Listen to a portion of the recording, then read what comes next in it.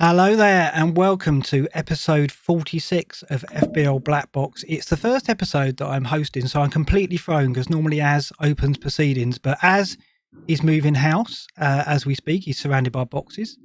And so stepping into the gap is none other than Luke, Maverick FPL manager himself. Luke, welcome to FPL BlackBox. Not your first, but the first without Az, of course. I know, I'm going to try and do my best to fill in. I've prepared a dossier of why James Maddison's a great pick and why Riyad Mahrez is a war criminal, so we should be all right. Yeah, I don't. You forgot Gundogan in that as well. He doesn't like him very much. Yeah, I don't think we're going to be able to work Maddison into the conversation tonight, even though Az succeeds in doing that every episode. I think I said to him the other night, Maddison just isn't going to happen for you this season. I don't see a way of getting him in, but you'll do your best tonight to get him into the conversation, if not your squad. So tonight, as you might have told by the title of the show, we're going to look at big at the back because I do think there is slowly a shift towards going big in defence with our FPL teams. We've talked a lot about going premium in recent weeks with Ronaldo, Salah and Lukaku. But now I think, Luke, there's a movement to look at those big defences, right? It does seem that way. I mean, timing's everything. And, I say that, but the fixtures are looking good. But they've done fine with the bad fixtures, haven't they? And that's partly what this is about, I guess. So heaven knows what they can do when they've got some good fixtures, right? So, I'm keen to look at the data and see what it shows us. Yeah, I think tonight we'll highlight exactly why this season is very different from last in terms of backing those big defenders. We've got some data which surprised me massively when I saw it. I think anecdotally we've known that Liverpool, Chelsea, and Man City have started the season well defensively, but when you see the numbers, it's pretty shocking. So that'll be interesting to look at. We're going to look at, and I don't really know how you're going to feel about this player, or indeed any of the players. It's going to be interesting, Luke, to get your outlook on Ronaldo. But Allan Saint-Maximin is a player who's flourished recently. We're going to look at some of the data behind him and look at, while we're talking about going big at the back, maybe going free up front with Saint-Maximin an option could be something to look at. Early impressions of Saint-Maximin before we get into deep detail on him.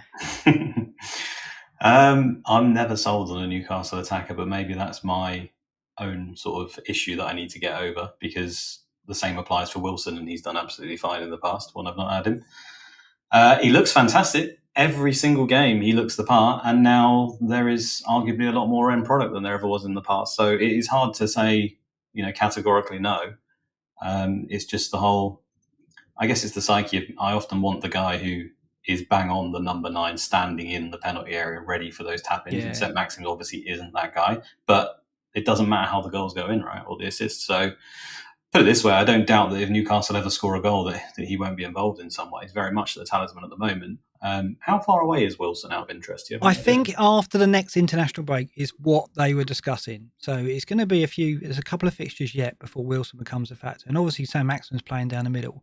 And I'll show you some numbers tonight which may persuade you and others that he is an option. I've heard him. I mean, I'm with you on this. Like a Newcastle attacker, I'm very sceptical about. But I think we've got to reassess the Newcastle attack. And I think we've got some team data we're going to look at tonight, which kind of reinforces that.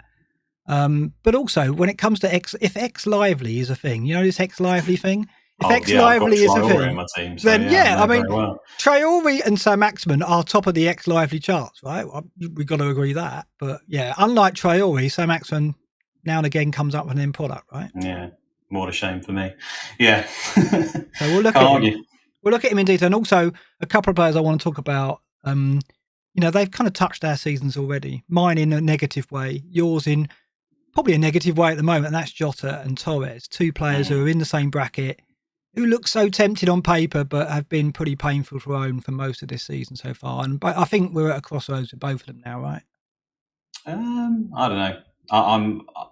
I suppose we'll get to it, but I'm on the side of keeping them both at the moment anyway.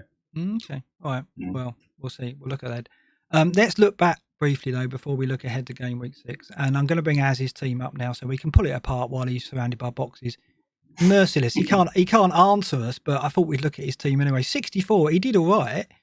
He had Sanchez 1 point, Semedo 1 point, Veltman 1 point, Soufal 1 point. It's ironic. In the week we're talking about going big at the back, I think all our defences got very little few points. Yeah, shambles. It was a shambles at the back. Midfield was Salah captain 24, Greenwood 2, Grealish 3.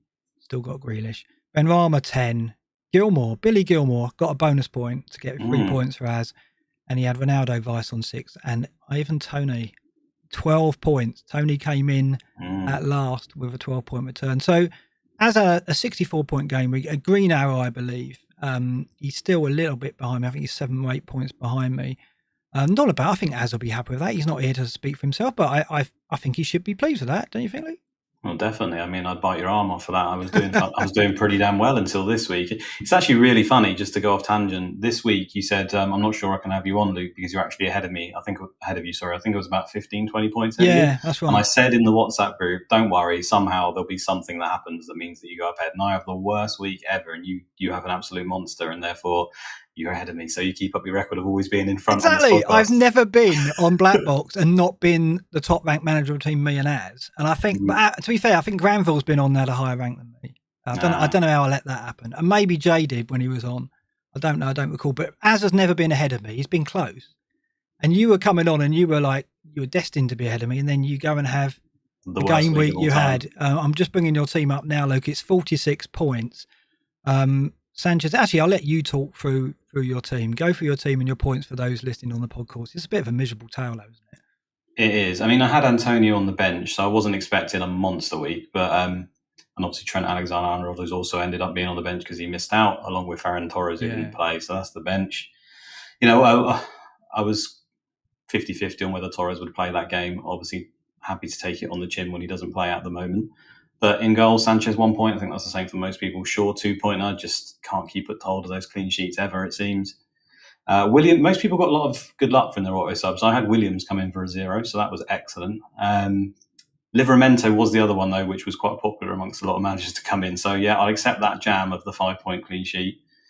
Digne, who I went for over Rudiger a week ago, just because I thought the 3 fixtures, he might be the better option over the 3. Obviously, he's got 0 clean sheets in 2 so far and an own goal, whereas Rudiger's got 2 clean sheets and a goal. So that one decision, I haven't even worked it out. Don't work it out, Luke. Don't, right. Just don't. You know it's bad, right? When you know it's bad, don't bother working it out, I would say. Yeah, exactly. I did actually fancy Gilmour to get something in this game. I know he ended up with the bonus point, but I thought maybe he'd pick up a cheeky assist just because the fixture was decent, right? And I felt like he might play in a more advanced position. They've signed the new DM. Jota has just been so disappointing. I mean, this is partly the reason why I wildcarded in game week 4 is I had Tsimikas and I couldn't get to Jota. I really wanted him because we all know he's, when he's on the pitch, his stats are unreal and he usually delivers, but it's just not worked out. Lukaku, I was expecting something from him. I mean, 3 goals from Chelsea and Lukaku's not involved. I would never have guessed that, to be honest, but it's a toughish fixture, I guess. So you take that on the chin. And Bamford just an assist. I mean, on paper, my team was pretty good, I felt, and it just didn't come through. Traoré was the other one I debated long and hard on what on that spot was. Basically, the Digne really good decision, and the Traoré, Benrahma, Sarr, all of these guys around that same level. I decided to sublet that decision. I thought to myself, right, I'm going to just go with the fact that Traoré actually beats all of these guys on stats. I've never owned Traoré ever in fantasy football until I got him on wildcard, and I just thought the stats are that good, the fixtures are that good. I'm going to put that decision over to them. If it goes wrong, I can blame them. And so far, it's gone wrong. Yeah. So you've taken the Traoré test drive, and you're thinking are you going to be keeping? It's getting returned ASAP. I think. Yeah. Yeah. I mean, I can't blame you because it's the ex-Ivy thing, right? He's looked exceptional, apart from the end. But again, in that game against Brentford, he got in so many good crossing positions and then skied his crosses to the far post. It must be so frustrating if you're a Wolves fan to be seeing that. And he roasted the fullback time and time again, but that's only part of the story. You've got to get it, onto someone's head or, on the end of someone's finish, but it's not happening, is it? No, I think there's something in the fact that in the earlier games, they were harder fixtures. So it plays more to his skill set of counter-attacking, and he was getting those really high shot volume and in decent positions as a result. And then suddenly when they're in easier fixtures where they're expected to dominate, he's got a little bit more time on his hands. At the end of the day, he doesn't seem particularly good at actual football, which is a bit of an issue. Well, the thing is, he's playing against a defence which is set, right? So, even if he does beat both his man markers, he normally is double teamed, isn't he? So the defenders in the middle are ready, right? And they're ready for a good cross, and they don't get it. It's normally a bad cross to the far post, which is overhit, and Jimenez is left his arms in the air. Yeah, I mean, Jimenez hasn't been quite right either, No, has he he? hasn't. Troy hit the bar as well, so again, that's just the Yeah, lively but he thing. It's does always that that. little teaser. I know. He does that all the time, hitting the There's bar always a little carrot. with a shot that you can barely see because he hits it so hard is a common event, isn't it, with Troy? Well, was it last season he hit the bar and it hit the keeper and went in, didn't he? I think it was against. I think it was. Yeah. I Yeah, can't remember who that was against, but it rings a bell. Yeah. but I remember that he does. Yeah, massively flattered to deceive. And what was painful was obviously Sarr came in and Ben Rama came in the same bracket, which I guess Ben Rama was fortunate, but Sarr certainly wasn't. So. Yeah, Dino though. I heard he picked up an ankle knock as well. Is that the? No. Oh no! I mean, he scored in the cup. Literally 3 days later, he scored. He's the ultimate troll. This guy, he really, really is. Mm. The thing is, last season I actually owned him for the back end, and he was really good for me. He was picking up maximum bonus in every game virtually. It felt like anyway. And I just felt that this is the money game, right? I'm not going to go too much. If he's still fit and he actually plays this week because of this ankle knock home to Norwich, this is the game I've kind of kept him for, right? So it's kind of annoying though, because if he's going to go down in price, I'd actually earmark Digne and Shaw. They are going to be going to Chelsea and Man City defenders, depending on which one I go for. But I've got the money in the bank to move those two on, and that was always going to happen staged. So one of them comes in next week and the other one comes in the week afterwards when their fixtures turn.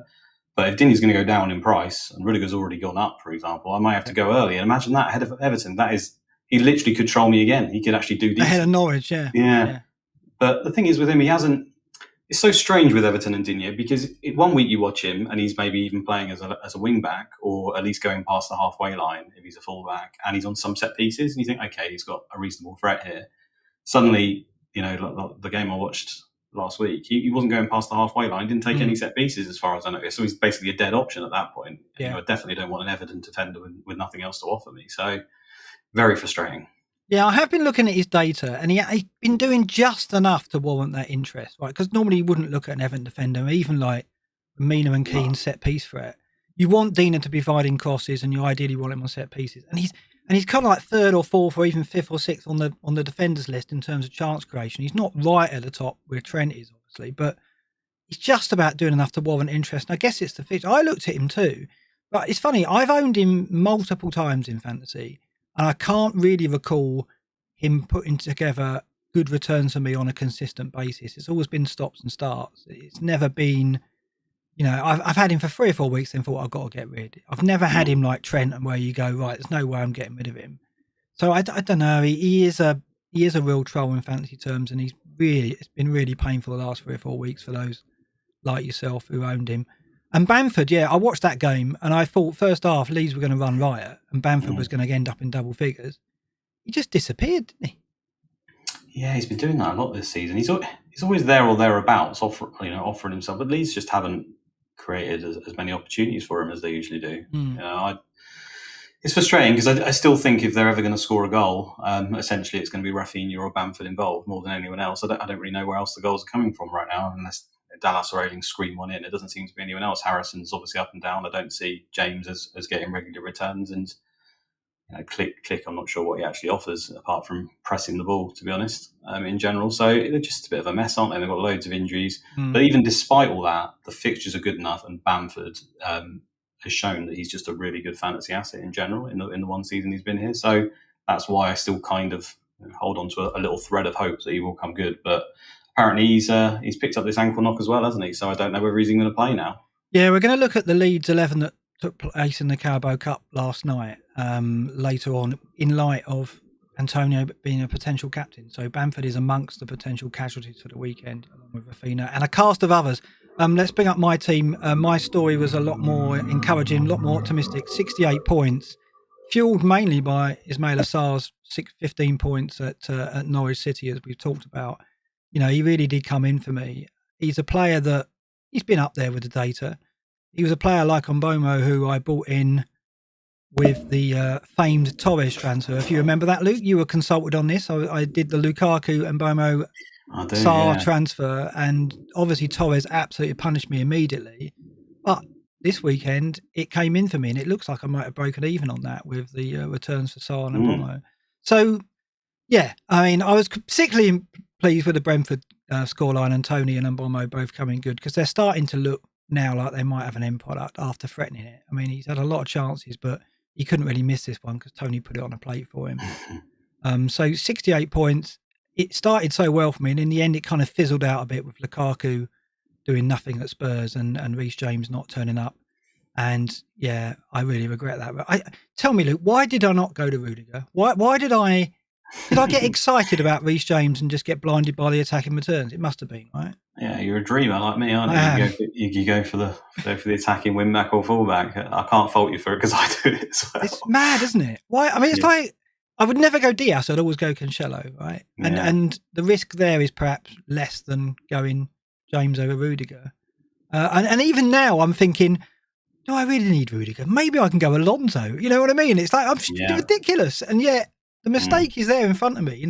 0 points for James when I could have had a 15-point return from Rudiger. Actually, it was 14, wasn't it? Because I mean, the goal's lucky at the end of the day, isn't it? There's nothing we can do about that. James just doesn't play the games against the top teams at right wing back. He is a pretty good defender. It's no slight on him, but when you match it up against Azpilicueta, there's no contest, is it? So that's the problem there. But why did he play at Liverpool then? That's what I don't get. When I saw him in that game, I thought, well, that's it. James has got this role now down there. Because I believe he was forced. I think he was forced because Thiago Silva wasn't quite fit, was he? We saw this week that he played Thiago Silva and Christensen, and then he played Azpilicueta at right wing back. Yeah. Obviously, he's not going to play Hudson-Odoi at right wing back when he needs someone to defend. And when they played Liverpool, Thiago Silva wasn't fit, so it's kind of like he was forced to play James there, in my opinion. Because let's be fair, James is a good defender. But he has made a couple of mistakes already. The penalty, for example, the red card. He's not been foolproof defensively. That wasn't a mistake, though, was it? I thought he was unlucky with that, but. Yeah, I suppose, but it's I guess what Tuchel sees, and at the end of the day, I think all the evidence at the moment is when there's a tough game with a really good left-sided attacker, he prefers to put Azpilicueta there, and he did it in the Champions League as well. So it doesn't necessarily make him a bad option because he's going to play the easier games. He's going to be feeding Lukaku. I still think he can get close to Rudiger, but it's like if you're not a person who can tolerate the benching, you don't have that mindset, then Rudiger. I mean, it's one of those ones where anyone ever asks you say you go Rudiger, but secretly in the back of your mind, like, yeah, but I'm going to go James, and hopefully it's going to be a masterstroke, and he's going to get. I didn't think that, but I did honestly think that they needed James's service, so he was always going to be first choice. I think he still is, and we're going to look at the Chelsea rotation in a bit of detail in a bit. But I do think that they missed him because Lukaku was so isolated for much of the match, and we both have him. And it was frustrating to watch because Lukaku was like pleading for the ball and pleading. It's desperate times at the end. He was like chasing it round almost like schoolboy stuff. You see right at the end, there was like a sequence with about 3 or 4 crosses where they just kept sort of going over him or just past him. And at the end, he stopped. So it's so frustrating when you've got a player in a team like that and you're just looking for every opportunity to get him. And contrast that to Ronaldo, where he was getting so many options, so many chances, and so much of the ball, and Lukaku was feeding on scraps, which is ironically, because I went Lukaku because of that Arsenal performance where it looked as though Chelsea knew exactly what to do to get the ball to him. Since then, they've kind of struggled, but I guess Tuchel's tactics at Spurs was behind that, and hopefully we see a bit more in the next few weeks. Yeah, well, I think that's partly due to the fact that the two sort of, I'd say they're wingers or inverted forwards or whatever you call them, they have just not been performing. Even Mount's not been playing particularly well. And then also you take James out of the team, like you say, who was some good service to him. And suddenly it's like, well, where's the service coming from? Because you're not really expecting it from the likes of Jorginho and Kante, are you? Essentially, it's been coming from Alonso. That's pretty much been it. Yeah. So they really need Havertz, Pulisic, whoever it may be, Werner, to actually step up the game because... Yeah, it was desperate times. I mean, the thing with Lukaku is he can score out of nothing, as we've seen. But in terms of like in a direct comparison to Ronaldo, it's completely different. Ronaldo's getting found all the time. Lukaku's having to go hunting. But the fixtures are there for that to change around, right? And now James is back. So we'll talk about Ronaldo and your views on him in a moment. But yeah. I mean, Alonso is very much the creative force at the moment. But hopefully James gets back in and adds that. Havertz. Very disappointing. I mean, it's funny. I was looking at this 5-match run that's coming up for Chelsea and was thinking, do I go to Chelsea defenders or do I go for a midfielder? And Mount and Havertz have just made that decision very easy recently. They've done nothing. Yeah. I don't see anything from them that makes me think I want to not go to 2 Chelsea defenders, given Chelsea's record defensively at the moment, as we'll look at in a bit. Yeah. I mean, there's no comparison right now. You can make a case for Mount, can't you? But the defenders are just churning it out every single week. Yeah, and this is a big season for Havertz. Just not happening again, though, is it? It's not just a lack of end product, but even in that game, I mean, it was Mount who was taken off for Kante at the weekend, but it could have easily been Havertz. And in the end, he did give way to Werner. But again, I'm just not seeing enough for him as a fancy asset to make us want to invest. I did think it could be a season, but I don't know if that's going to happen now. Great in the good league. We've put your score in alongside this. If you were in this league, Luke, you'd be sandwiched in between myself and Az on level points with a chess master, Magnus Carlsen. So there you go. Nice. Yeah, not too bad. I mean, we've managed to move into the echelons of mid-table now, myself and Az. 375, I'm on total points, 20 points behind Tom Stevenson, who's top of the great and the good league. And then Az on 366, so he's 9 points behind me. He's pretty close. Like, he could overtake me in any week. Surely it's going to be impossible for me to go another season where Az doesn't catch me in FPL. It's surely going to happen. But this is about the time last year where he went Mahrez and I went De Bruyne, and then we went our separate ways and he never caught me. So maybe we're on the verge of something like that again. Okay, so let's look at some team data, because this is what we do, Luke. We go into some XG stuff on BlackBox, and we're looking at defences first of all. Minutes per expected goal conceded non-penalty. We're going to talk about Man City, Chelsea and Liverpool defenders later on. This data is behind the Man City appeal because it's 172.4 minutes per expected goal conceded non-penalty, 225 minutes per big chance conceded. They've conceded, I believe, 5 shots on target all season. It's ridiculous, isn't it? Yeah, it's absolutely mad. It's like they are just a complete defensive juggernaut. You have to factor in that the first week as well, they didn't have all their players particularly. I mean, they got battered by Spurs. Let's not dress it up any other way. They really were bad in that game, even though a lot of it was obviously on the counter by Spurs. They were definitely second best. And they've had Ake for, I don't know how many games he's played now in the Premier League, 2, 3 maybe? I'm not sure what it is. He's played a couple, I think. And he's going to play at Chelsea by sounds because Laporte and Stones are still out, right? Indeed, which just shows you that, you know, it's about how the team sets up and that they dominate the ball in the attacking third rather than anything else, isn't it? Not necessarily the personnel. Obviously, having Laporte Stones is going to make a difference, but it's the way the team sets up, and it shouldn't be really any of a surprise because last season they were right near the top as well, weren't they? And they get around sort of 19 clean sheets every season, it seems, since Pep's taken over. So I suppose we can expect the same again, can't we? I mean, if anything, you could argue if this data was to continue this way, you could look at maybe even more. Yeah, I think what's interesting with City as well, because their attack, it's so difficult to pin down an attacking asset we want. But again, like Chelsea, we're almost looking at, if you're going to go 3 City players, probably 2 of them, if not more than that, you'd only consider their defenders because Diaz is nailed on. Cancelo is looking that way. I think he's played every league game, right, so far this season. He's only missed So I think when you look at Chelsea and Man City, because of their lack of attacking options, apart from Lukaku, of course, it's their defenders we're looking at, right? Yeah, 100%. I don't think you can go 2 attackers. Even going 1 seems pretty mad as it is. But yeah, Cancelo for me is as nailed as nailed can be in a Man City team. I mean, Diaz is obviously a step above virtually everyone. So De Bruyne's in the same bracket when he's fit, and then outside of that, it's almost free range. But Cancelo, I mean, I think he only started 4 or 5 games less last season, and this season it started off where he's in favour. He's clearly the best left back they've got. He's better than Zinchenko at that left back, and he's better offensively than Walker at right back as well.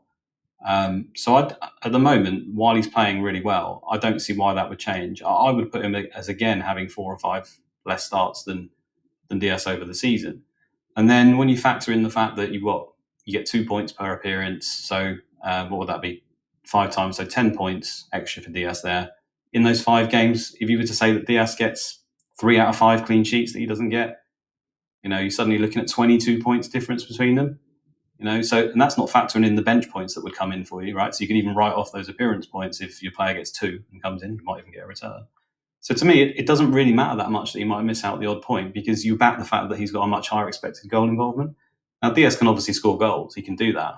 But Cancelo's data, last season as well, he's if anything, he's kind of underperformed it a little bit. Oh, yeah, massively. I mean, I had him for periods last year, and this is what's frustrating with him, though, is that I don't think he really has delivered on the data. Like, he looks like he should be rivaling Trent in terms of assists, and he's getting nowhere near it yet.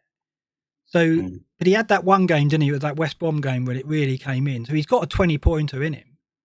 Had him captain for that. Did you? Yeah. I mean, that's the trick. So it's catching those big hauls, I think. I don't think he's going to be as consistent as a Trent in terms of, 10 assists over the season. He should be. The numbers suggest he should get 10 assists. But he's just never quite hit that consistency with the attacking return. I do think he'll get more this season. So, yeah, it's just whether you fancy him to make up that sort of 15, 20 points with attacking returns. And I personally do. I mean, the thing with this can change. No, I'm not sitting here saying he's nailed for the whole season. At the end of the day, if Cancelo plays in one of these big games in the next 2 or even the Champions League and he's at fault for 2 goals, Pep keeps saying it's performance related. And this is what happened with him previously. I can't remember what game it was. It might have been Liverpool last season or something where he was at fault and suddenly he was binned from the team and they didn't trust him towards the back end. Now, that can happen to any player at any point during the Wouldn't happen to Diaz, though, would it? I don't think it would happen to Diaz, no, because, I mean, he's built up some credit, to be fair. I don't think he's made many mistakes at all. But we Cancelo, you say he lets in 2 goals this week, then suddenly Zinchenko might be back. Yeah, that can happen. Yeah. But as of right now, until that happens, the way he's performing, I can't see him coming out of the team. I think he'll get maybe 32 starts, 33 if we're lucky, somewhere around that number. Yeah.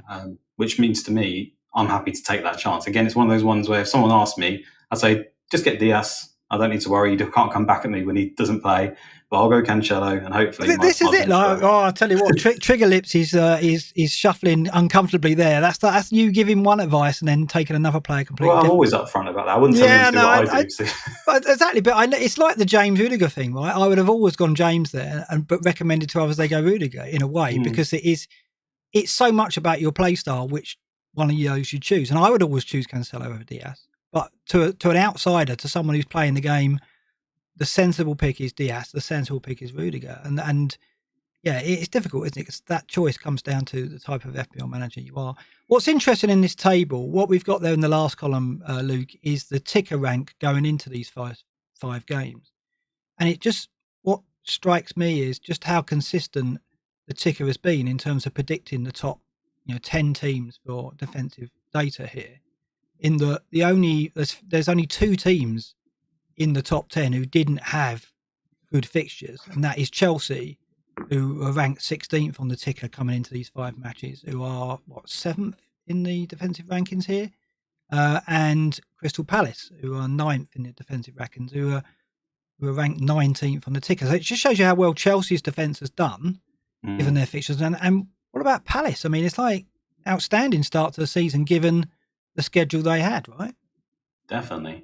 I love that. I love the fact that the fixtures have come through because I'm very much a fixtures manager, and I think that's great. I mean, the Chelsea one, obviously, we know the fact that they're an elite defence, so they can transcend that. But I do think as well they have been slightly lucky with their clean sheets. I mean, they are actually, I think, expected goals conceded when I was checking, they were sort of roughly mid-table. And even on the eye when you watch, I mean, versus Villa, they should have conceded. Oh, yeah, Mendy was fantastic in that game. Right? Yeah, but they've just got a knack of managing to get it. And obviously, we shouldn't look at that small sample of just these 5 games. We should look at last season once Tuchel come in, where they were ridiculous. So I expect they'll rise up that column quite rapidly. But yeah, Palace, I mean, that was just a complete shock to me. I really thought, like many, that it was going to be a similar situation to the Boar, basically. They're bringing in a complete new change of style. They're getting in a whole new of kind of players, in an attacking style, getting rid of the old rubbish for the most part. And they've done really well. I mean, Anderson's a great player. It really shows that I think when their fixtures change, because they're still pretty horrendous, Mitchell's going to be an option, I think, because he was obviously very good to us last season. Bonus points. I mean, obviously it was 4 million, so that's made him great. But even now at his new price, he has been getting a little bit more advanced. I think in the easier fixtures, that should hopefully change to even more advanced. So I think he'll be an option at some point. One more team I'll pick out here, and this really does rub salt into the wounds on Dina, is Everton. They went into these first 5 games top of the ticker. So they had the easiest first 5 games of any other team. And they're only 8th in this table. So minutes per chance conceded 7.1, minutes per XG conceded 93.4. That is why Dina looked so good at the start of the season, because the fixtures look so good. And this shows that they've done okay, but they're only kind of mid-table in defensive data. So perhaps that's a warning that actually they're going to get found out even more when the fixtures stiffen up. Right? It's looking that way. Everyone thought Benitez would come in and they'd just kind of try and shore them up, but It's not really gone that way, has it? And it was very much a fixtures pick. Everton had some great fixtures, and they've been a little bit unlucky with some injuries, and then obviously Calvert-Lewin coming out of the team and lost some creativity with Sigurdsson, and then Hammers isn't playing, etc. So there's some issues that I know that doesn't directly affect the defence, but obviously if the team's dominating, creating chances, they're up the pitch, then it can help the defence as well, right? And they haven't had that. But yeah, it's a worry. I really wouldn't want an Everton defender, like pretty much ever. I think from now on, it's just. I've been surprised as well. It's still ropey. Oh yeah, he's not. And I've been surprised how attacking they've been with Decore and Allan actually getting forward, right? And that's not what I expected from Benitez. So I'm not surprised, baby, by this kind of data that shows they've been inconsistent. But yeah, I mean, if you've got Dina now, and if he is injured, I think he's an easy sell, right? Spurs looking bad in that defensive data, but if you think they were bad there, look where they are in the attacking data. They are, they were 12th on the fixture ticker going into these first 5 games, and they, in terms of minutes per XG non-penalty, they're bottom. 124 minutes per XG non-penalty so far this season, and it's just been the last 2 games have been so damaging to their attacking data output. They look miserable at Chelsea, even more miserable probably at Palace. And Kane and Son, I would probably put my neck out and say at the moment, not even an option, right? It's looking that way. I've got something to throw at you. Do you think this is a Nuno thing? Because at the end of the last season with Wolves, we kind of put it down to the fact that Jimenez got injured, that they kind of just fell off and they weren't good offensively at all. But for a long period, they were bad offensively, like really bad. And now he's come to Spurs where you've got Kane and Son. They're arguably 2 of the best forwards in world football. And they're right down there near the bottom. So is it a manager thing? Do you think they can even turn it around? I honestly don't know the answer, because I'd like to think personally that with Kane and Son, they'll still get some goals. But right now, from open play, it's looking desperate.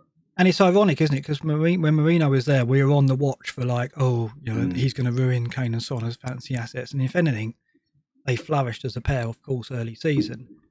And I don't know what I was expecting from Nuno. I kind of was expecting a bit more even. I was expecting the attacking brand of football we saw when he had Jimenez and Jota in that Wolves team. They were so effective as a partnership as well, if you remember Jimenez and Jota. And you kind of thought, well, that's Son and Kane are tailor-made for doing the same kind of thing for Spurs, right, under Nuno. And I don't know. I mean, I did think, obviously, with the pre-season Kane had and all the off-pitch negotiations that were going on, that did ring alarm bells, as in, well, let's see how Kane performs, because he had to win back the supporters. There was talk of a new contract, there probably still is. But mentally, he's still got to be feeling that. And there was a lot made of him looking despondent after the Chelsea game. Did you pick up on that and Kane's performance? I don't know. We've been here with Kane before, though, haven't we? Sometimes he just is a slow starter, whether that's mentally or physically. Because at the end of the day, he did have the international competition, and then I picked up an injury as well, I believe. So it's hard to put too much stock, how much stock you put into it. So for me, at the end of the day, Son and Kane will still score, because they are ridiculous shooters of the ball, both of them. And if the ball drops in the right place, they will make something of it. The problem is, are they worth the money? That's always the thing in fantasy football. And right now, it's hard to make a case for it. Spurs come into a half decent run at some point pretty shortly.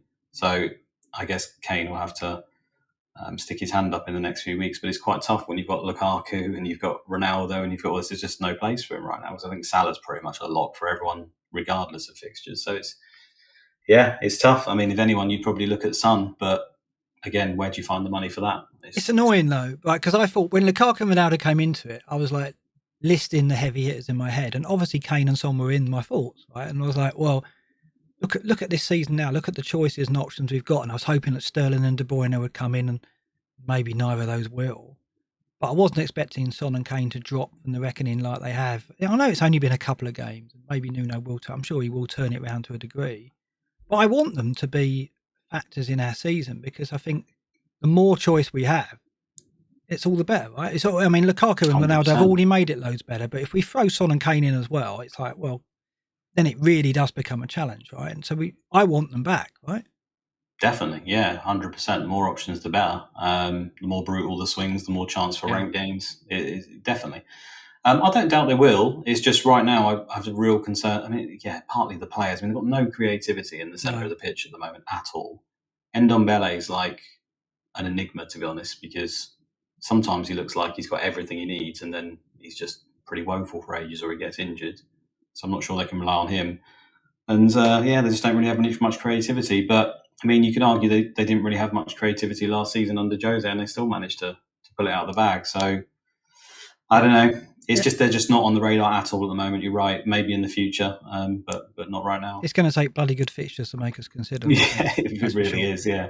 So Newcastle are mid-table here, and the reason why I mentioned them is that they went into this group of games 15th in the ticker, so not fancies to get results. And that's what I said at the top of the show with Saint-Maximin. I never like going Wilson because he's a Newcastle striker, and you just think I don't really want to watch a Newcastle game hoping my player gets points because Newcastle aren't an attacking team. But it's almost like Brewster's got no choice but to play attacking football because he's got Saint-Maximin, he's got Almiron, he's got Willock, he's got Wilson when he's fit. He's got too many good attacking players there to not let his team express themselves. And it's showing in this data they're mid-table, 81.2 minutes per XG non-penalty. That is ahead of Leeds on 81.8. It's ahead of Leicester. It's ahead of Spurs. It's ahead of Villa. So they're doing pretty well considering they had they were ranked 15th on the ticket. So what's interesting is when we get to Saint-Maximin in a moment is the fixtures turn right round for them now. And, if they've done well with hard fixtures, I'd expect them to actually be a factor now with better ones. Not buying it? I don't know if it's a similar thing to Wolves here where that suits Newcastle to have the harder fixtures because they are much. Right. I mean, they're accustomed, aren't they, to playing on the break? I mean, you've got players there like Saint-Maximin who are perfect for playing on the break. Yeah. Not having much of the ball, putting everybody you can behind it because most of them can't defend, to be honest. So they just literally need numbers. And then you create these chances for yourself because you've isolated people at the back after the counter, right? And then suddenly when you put them in a game where they're expected to make the chances, I'm not sure they have that. I mean, they're basically going to rely on Saint-Maximin beating 3 or 4 people, which he can do. But apart from that, I don't really see where they'll create the chances from. So I think you might, if anything, see them start to dip down the list because even going on last season, they obviously weren't this high before either. So I know the assistant manager's come in and he's definitely had an effect there. And if anything, he's probably running the team, isn't he? But I'm not sure that the good fixtures will mean much. Saint-Maximin could do fine, and Wilson will do fine because he always has done. But outside that, they're far from my thoughts at the moment. Even though the fixtures. Don't see Willock coming in. Then he had that spell. No, I think he was just I think he just hit gold for a few weeks. Personally, I like him as a player, and he might get the odd goal, but I can't see him challenging other midfielders in that bracket that we've got at the moment. Yeah.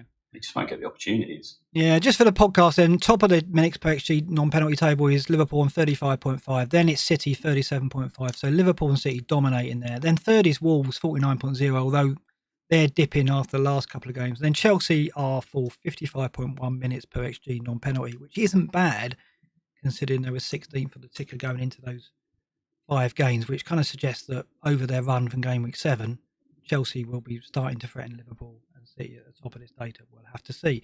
We're going to now look at some player data, and this is where we're going to talk about some players like Ronaldo, like Jota, like Torres. This is sorted, as always, by minutes per expected goal involvement, non-penalty, and penalties are relevant when we get to Ronaldo, of course. He is top, regardless of not having a penalty yet. 13.8 minutes per shot for his 3 goals and no assists in 2 games. And his minutes per XGI non-penalty is 53.7, which is ahead of Wang, who's in second. That's the Wolves' new signing, who's on 55.0. So, Az and I have been speaking a lot about Ronaldo. You're a United fan. You don't have Ronaldo in your FPL team. So this is a unique opportunity to get your viewpoint on that, on why you haven't got him and what you think of his impact so far. His impact's been pretty impressive, to be honest. I mean, it's Ronaldo, turns out, is a pretty good argument. The guy just manages to get he manages to get shots. Yeah. Shot volume is so important at the end of the day. I know XG obviously rates the quality of shots and it's very important, but obviously having a volume of shots really does help you to get goals, and he's proved that over his whole career, right? So I don't doubt that he'll score goals. The issue again has always been, is he worth that amount of money? Because for me, being a striker, you really have to justify it compared to a midfielder. Obviously, you don't get the extra points for clean sheets, etc., the extra point for the goal. But it's a lot of money to pay for someone that you won't captain, and that's all it comes down to for me. So for me, I went wildcarded in 4, I think it was, and everyone bought in Ronaldo. I went Lukaku just simply because I liked that £1 million used elsewhere. Yeah. And I thought I could get away with not captaining him. Now, so far, Lukaku matched Ronaldo with a brace, same bonus on the first game. And then the next game, Lukaku blanked, got 2, but Ronaldo got 6. So he got 4 points extra than him, not captain. That's not going to make a huge difference at all. Can make that up elsewhere with that million you'd like to think. So I think you can play it both ways. I do like the fact that it's going to split the community. And I think that having Ronaldo in your team and just leaving him in is viable, even with 3 preview, just because I expect him to score in every match he goes into. I put him down for a goal every time. But are you happy paying 12.7 million for 6-7 points, every week when you're not captaining him? And that's always the thing with me. Can I make that up elsewhere? So I personally still like the 2 premium approach, and Lukaku's fixtures are better. And then obviously when Ronaldo's fixtures do get a little bit better, I mean, they're fine for the next 3 or 4 things. I expect him to score in all of the next 4, to be honest. Ronaldo. Yeah, I think he'll score Villa, Everton, Leicester, you'd argue at the moment, 3 even. Then obviously he goes to Liverpool, Spurs, Man City, which are obviously tougher. But you'd put him down for a goal, maybe 4 goals out of those 6 games, 1 in each, maybe more. And then after that, the fixtures go a little bit bad, I think, and then they go brilliant after a while, don't they? So I'll get him in at that point. I'll have no choice because, everything suggests the guy is just going to score goals every time he takes to the pitch. So you could argue a lot of them have been fortuitous. I mean, a lot of them have been straight at the keeper, but the keeper's had some howlers or they've just tapped into him, but he's always there in the right position and he can have some penalties. I daren't suggest he's been fortunate because everyone would just attack, because I am the chairman of the anti-Ronaldo fan club, not self-elected, but, because I happen to question him coming into the season. And he's proved me wrong in terms of immediately finding that shot volume. What I found interesting about shot volume is he's not having the shots outside the box. For Juventus, half of his shots per match were from outside the box. And he scored 1 goal from those 70 odd he had last season. He's not doing that for United at all. He's just living in the box, right, basically. And so he's getting 6 or 7 shots per match inside the box, which is not what he did at Juve. So he has managed to maintain it, but be more threatening. I watched the West Ham game without him, and it was painful because he really should have scored. There was a gift at the start of the second half, wasn't there? West Ham gave the ball to Bruno, and he put it out, and he missed it. So he could have ended up with more. And then last 20 minutes, he fell on the ground 3 times in an attempt to get penalties. One looked at Stonewall, but when you see the replay, it wasn't. So I don't know. I think I got away with that one, really. But I am worried about... Are you not worried about the Villa game now? Are you looking at... Yeah, I mean, I think he could do fine in that game, but I've made my bed now, so I'm just going to get him later and just hope he doesn't go mental, which he could do. But the thing is as well, Ronaldo could have arguably actually cost you points if you went with him and Lukaku at this point, because then you may not have captained Salah this week, who outscored Ronaldo. So you would have actually lost out by going him, even though he scored over Lukaku. I think the play right now is to have him over Lukaku, to not have Lukaku, and then obviously switch him. If you've done that, then you've probably done pretty well, because on top of that, all the cheap midfielders you've had to enable Ronaldo have generally done pretty well. So it's working well at the moment. But yeah, essentially, if you are going to have Lukaku, that's where I don't think you need Ronaldo right now. But this week, I would want him. If you said to me right now, can I have him in my team? Obviously, I would take him for the Villa game. Would you take Lukaku out for 1 week, bring Ronaldo in, then move back? Because that's something I could do this week, right? And I've thought about it, and people are doing it. But I'm against it because unlike you, I didn't choose Lukaku over Ronaldo. I was on Lukaku before Ronaldo even appeared in the game. And then I was like, what do I do now? Do I use a transfer to swap Lukaku out and just got him? No, I didn't. Right? And I'm obviously trying to hope that works out for me. But I could move him now for 1 game and then get him back. But what do you think to that? I think it's probably viable. I mean, he's top of the... I looked at the odds that FPL Salah posts all the time, and he's right at the top again for the most likely to score this week. And at the end of the day, Chelsea are playing Man City, where there's part of you who thinks, well, if he puts himself on Ake, he can get himself a goal there. So, of course, these things can backfire, but the bottom line is the fixture is far better, and I wouldn't doubt that Ronaldo would outscore him this week. I think most people would bet. I mean, the odds suggest he will. So I don't hate it. If you've got no other issues in your team, to move to him for 1 week and back's not don't a say major problem. that. Just don't say it, Luke. Because I look at it and go, I could easily do that. And when we get to my team, you'll see why. But I just see it as one transfer spent, another transfer spent to get Lukaku back, and then Salah can outscore him all as captain. Yeah, right? I mean, this is it. Salah could get a haul at Brentford, and like you say, you miss out on it. But yeah, he's doing what I hoped he would do, which is split the community, and he's splitting me and Az, he's splitting me and you in some ways as well. So he's bringing exactly what I expected to the FPL in that respect. So it's good, even though I haven't got him. Jota and Torres then. Jota's still in our table. He's about mid-table, 120.1 minutes per XGI non-penalty. A lot of XGI came from that one chance he had at the weekend, though. I mean, I knew I'd heard he'd missed one, and I hadn't seen it. And then when I saw it, I was like, oh God, if I was watching that live, I don't know what I would have done. I would have just, it's incredible that he missed it, right? And it affected him for the rest of the match, it seemed, as well, didn't it? I think so. I mean, I think he was a little tougher than people realised, just because it was bouncing and obviously the keeper's diving in front of you. So you kind of got to lift it a little bit. But ultimately, do I expect him to score from there? Yes. Jota's he does this quite a lot, actually, doesn't he? He seems to be a really streaky player where he'll score loads and loads of points, and then suddenly, I mean, at the back end of last season, I think he was pretty dreadful, wasn't he? A lot of people had him and he didn't do much.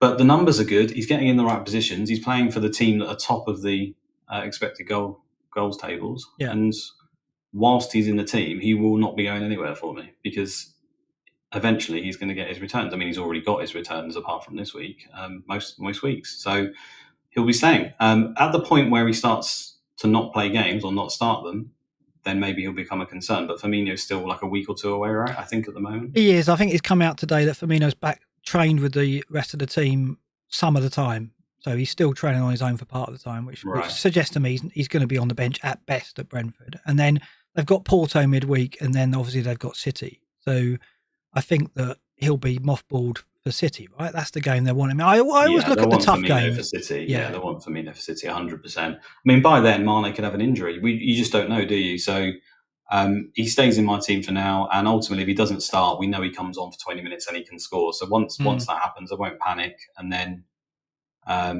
once the City games happen, I'd be surprised if he started that unless there was any injury. So I'd have to reassess it at that point. But for now, he just stays in. It's just bad luck. At the end of the day, the games were there. He's got the data. Everything pointed towards him getting points. It didn't happen. Oh well, we move on.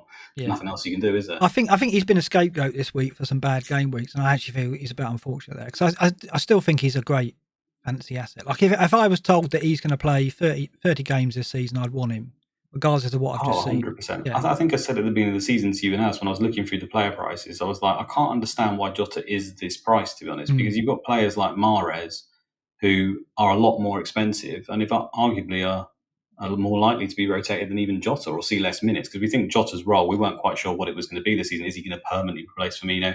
But at the bottom line is he's at least going to see 20 minutes in a game, if nothing else, whereas Mahrez could just be completely binned for weeks on end, yet he's like 2 million between them. Yeah. I don't understand why he was so cheap. So he is literally gold, but it's just not happened yet.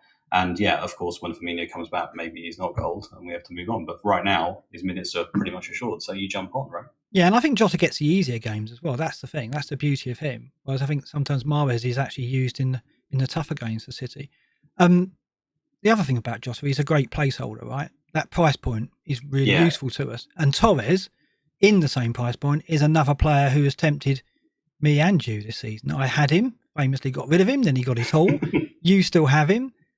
What are your thoughts on him going forward in terms of his regular starts for City? Missed last week, of course, got the rest, played in midweek and scored last night. Is he back in favour for FPL managers?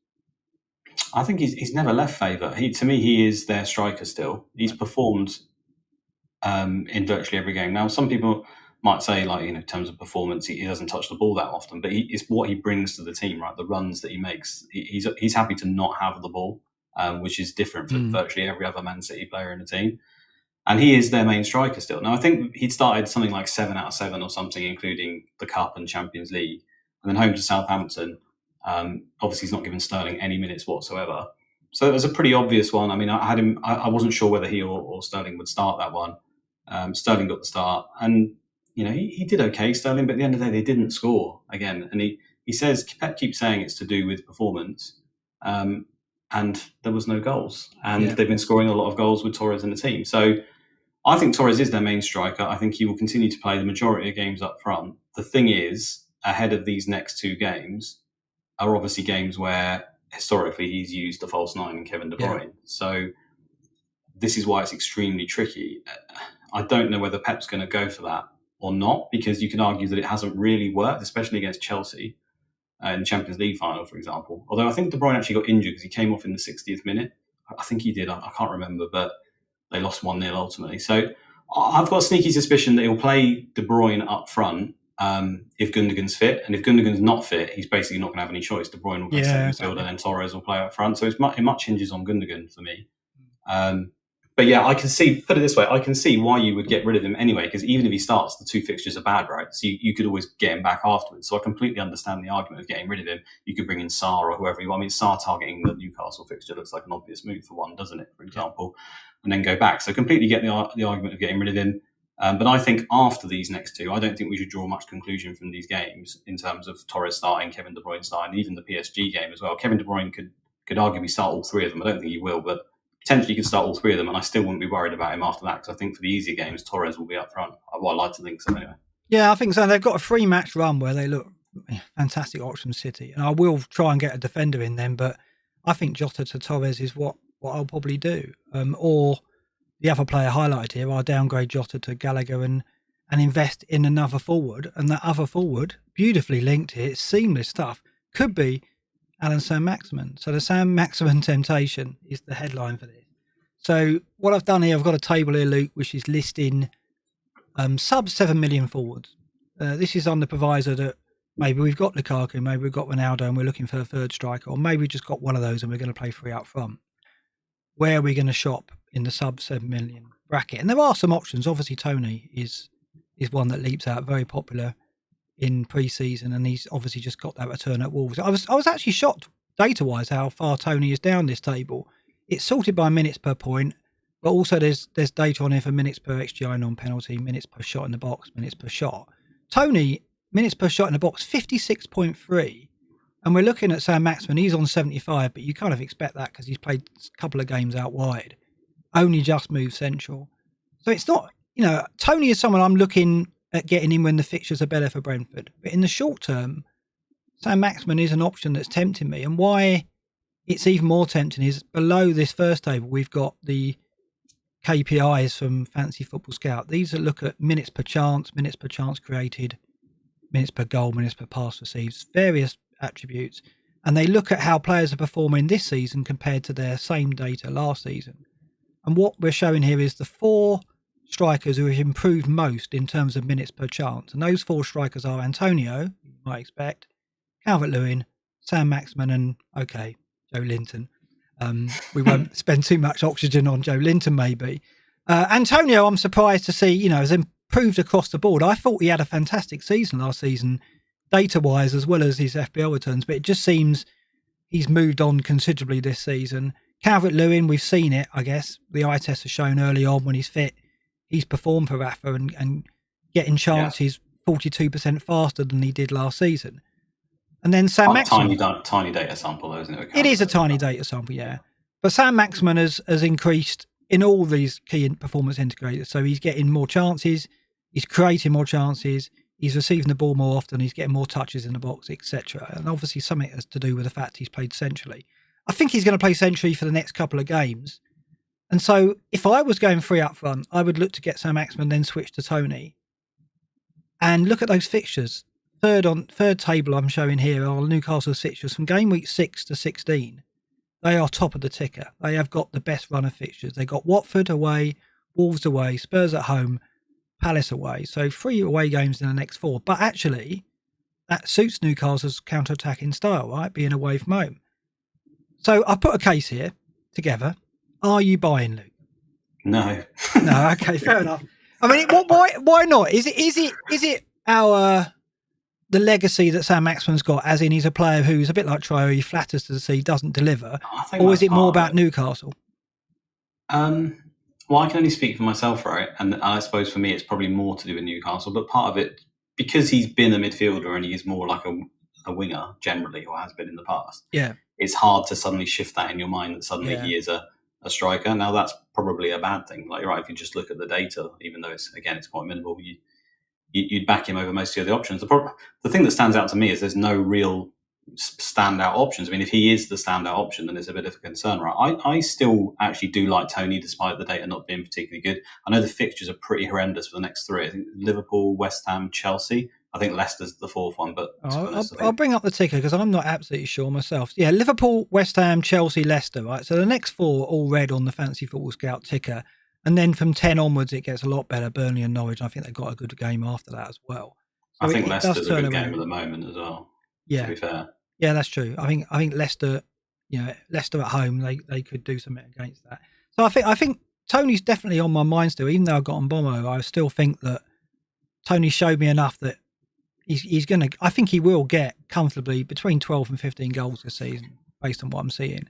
Saint-Maximin maybe won't get that, but I just think in the short term, he looks so everything. I mean, I've never seen, it's another case of a team being reliant on one player, isn't it? Yeah, and I suppose when Wilson comes back, would you prefer him? That's what I'd throw over to you. Would you prefer? Yeah, so how short term is it?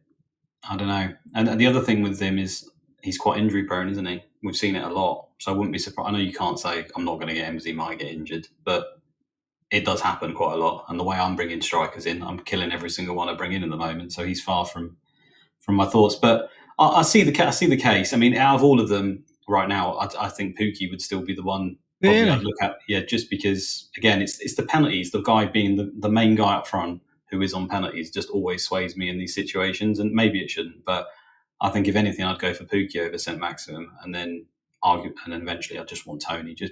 I think Brentford, I mean, their actual open play XG has been pretty poor so far this season, but they are performing really well, aren't they, in terms of managing the games and playing this back five system, and that front two of Mbomo and Tony are just a real handful. And he's kind of the fall guy at the moment, Tony, but the set pieces, he's always going to be there or thereabouts. He's got the penalties, he's got everything. Like you say, I don't doubt that in the end he'll probably outscore all of them, Saint-Maximin and Pukki. Yeah, no, I see that. I think what I like about the Tony and Boomer thing is they're playing so close together. I don't know if you know, if you look at average positions, they play close enough where when the ball comes to Tony, he can always know when Boomer is to lay it off, and they've got that connection. And I think that when they play teams that perhaps they're expected to beat, they will start getting. And it's confidence as well. Like it clicked at Wolves, and I think they could grow from there. It's just unfortunate for Brentford that they've got difficult games in the next 2 or 3. But after that, it'll pick up, I think. Okay, so it's just on Pukki. He plays Everton and Burnley in the next 2, and those 2's defences have just been pretty horrific. I think there's goals from him in the next 2. I mean, Brighton and Chelsea are the 2 after that where you wouldn't back him for a goal. But this next 2, definitely, I think he could be all right. You're backing Pukki to rein your Dean a clean sheet, aren't you? Probably, yeah. All right, we're not on Saint-Maximin then. Let's talk about defences. So I'm looking at big at the back, right? So when we looked at the freemium teams last week, Az and myself, I put a team together which was balanced without Ronaldo and Lukaku and Salah. I went for 2 of them. I kept Lukaku and got Salah in it. And the reason for that is because I wanted to get 2 Chelsea defenders and Cancelo. And the reason for that was because of the start they've had. So I thought I'd have a look at this season, the first 5 fixtures, compared to last season, the first 5 fixtures. And so what we're showing here is the top 3 defences in this season, which are Chelsea, Liverpool, and Man City, have all only conceded 1 goal each. And then I looked at what those teams did last season in the first 5 games. They conceded 29 goals in the first 5 games. And this season they've conceded 3. I was like, what? That is crazy, isn't it? I mean, more or less the same defenders. I mean, Van Dijk for Liverpool. No, Van Dijk was there in the start, wasn't he? The first 3 or 4 games, I think. First, maybe he got injured at Everton. The first 2 or 3 weeks. Right, yeah. Okay, so maybe Liverpool, there's a caveat. But it is shocking to see, particularly City, conceded 7 goals in the first 5 matches and only 1 this time round. So the reason why big at the back appeals at the moment is because of this data. It's because of the extraordinary start these 3 teams have made to their season defensively. 1 goal conceded each, right? 4 clean sheets. Yeah, 100%. I mean, it obviously sways you, right? Even though, again, it's tiny data set. But the thing is, with these teams, historically, they've been right near the top for clean sheets. I mean, Liverpool have been a bit up and down, especially last season without Van Dijk. I think it's 12 clean sheets they got from memory last season. But outside that, when they had their in their plum, they were like 20 or 21 clean sheets. I think it was 2 seasons ago, because I looked at this at the beginning of the season. And if Chelsea are outperforming in terms of their fixtures and the clean sheets and even their data right now, you'd like to think that when it all aligns, they're going to get 20 or even more right now, because they've got that in the bank already. And it's the same for Man City. I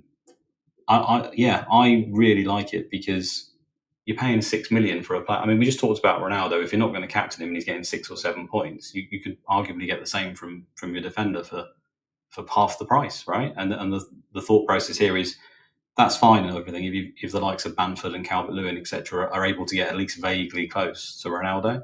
Right now, there isn't really any strikers. We're looking at Saint-Maximin, but that's right now. In a few weeks, when Calvert-Lewin's back, when Antonio's back, all this stuff, maybe it changes round. And personally, this is the way I'm looking to play it as well: is to have only the 2 premiums and then stock up on Man City and Chelsea defenders. That's my plan right now, and I think it's probably the way you're going as well. Yeah, it is, and I think looking at players as well, that's the team data, and I think what this season has done is it's made it very clear who the top defenders are, right?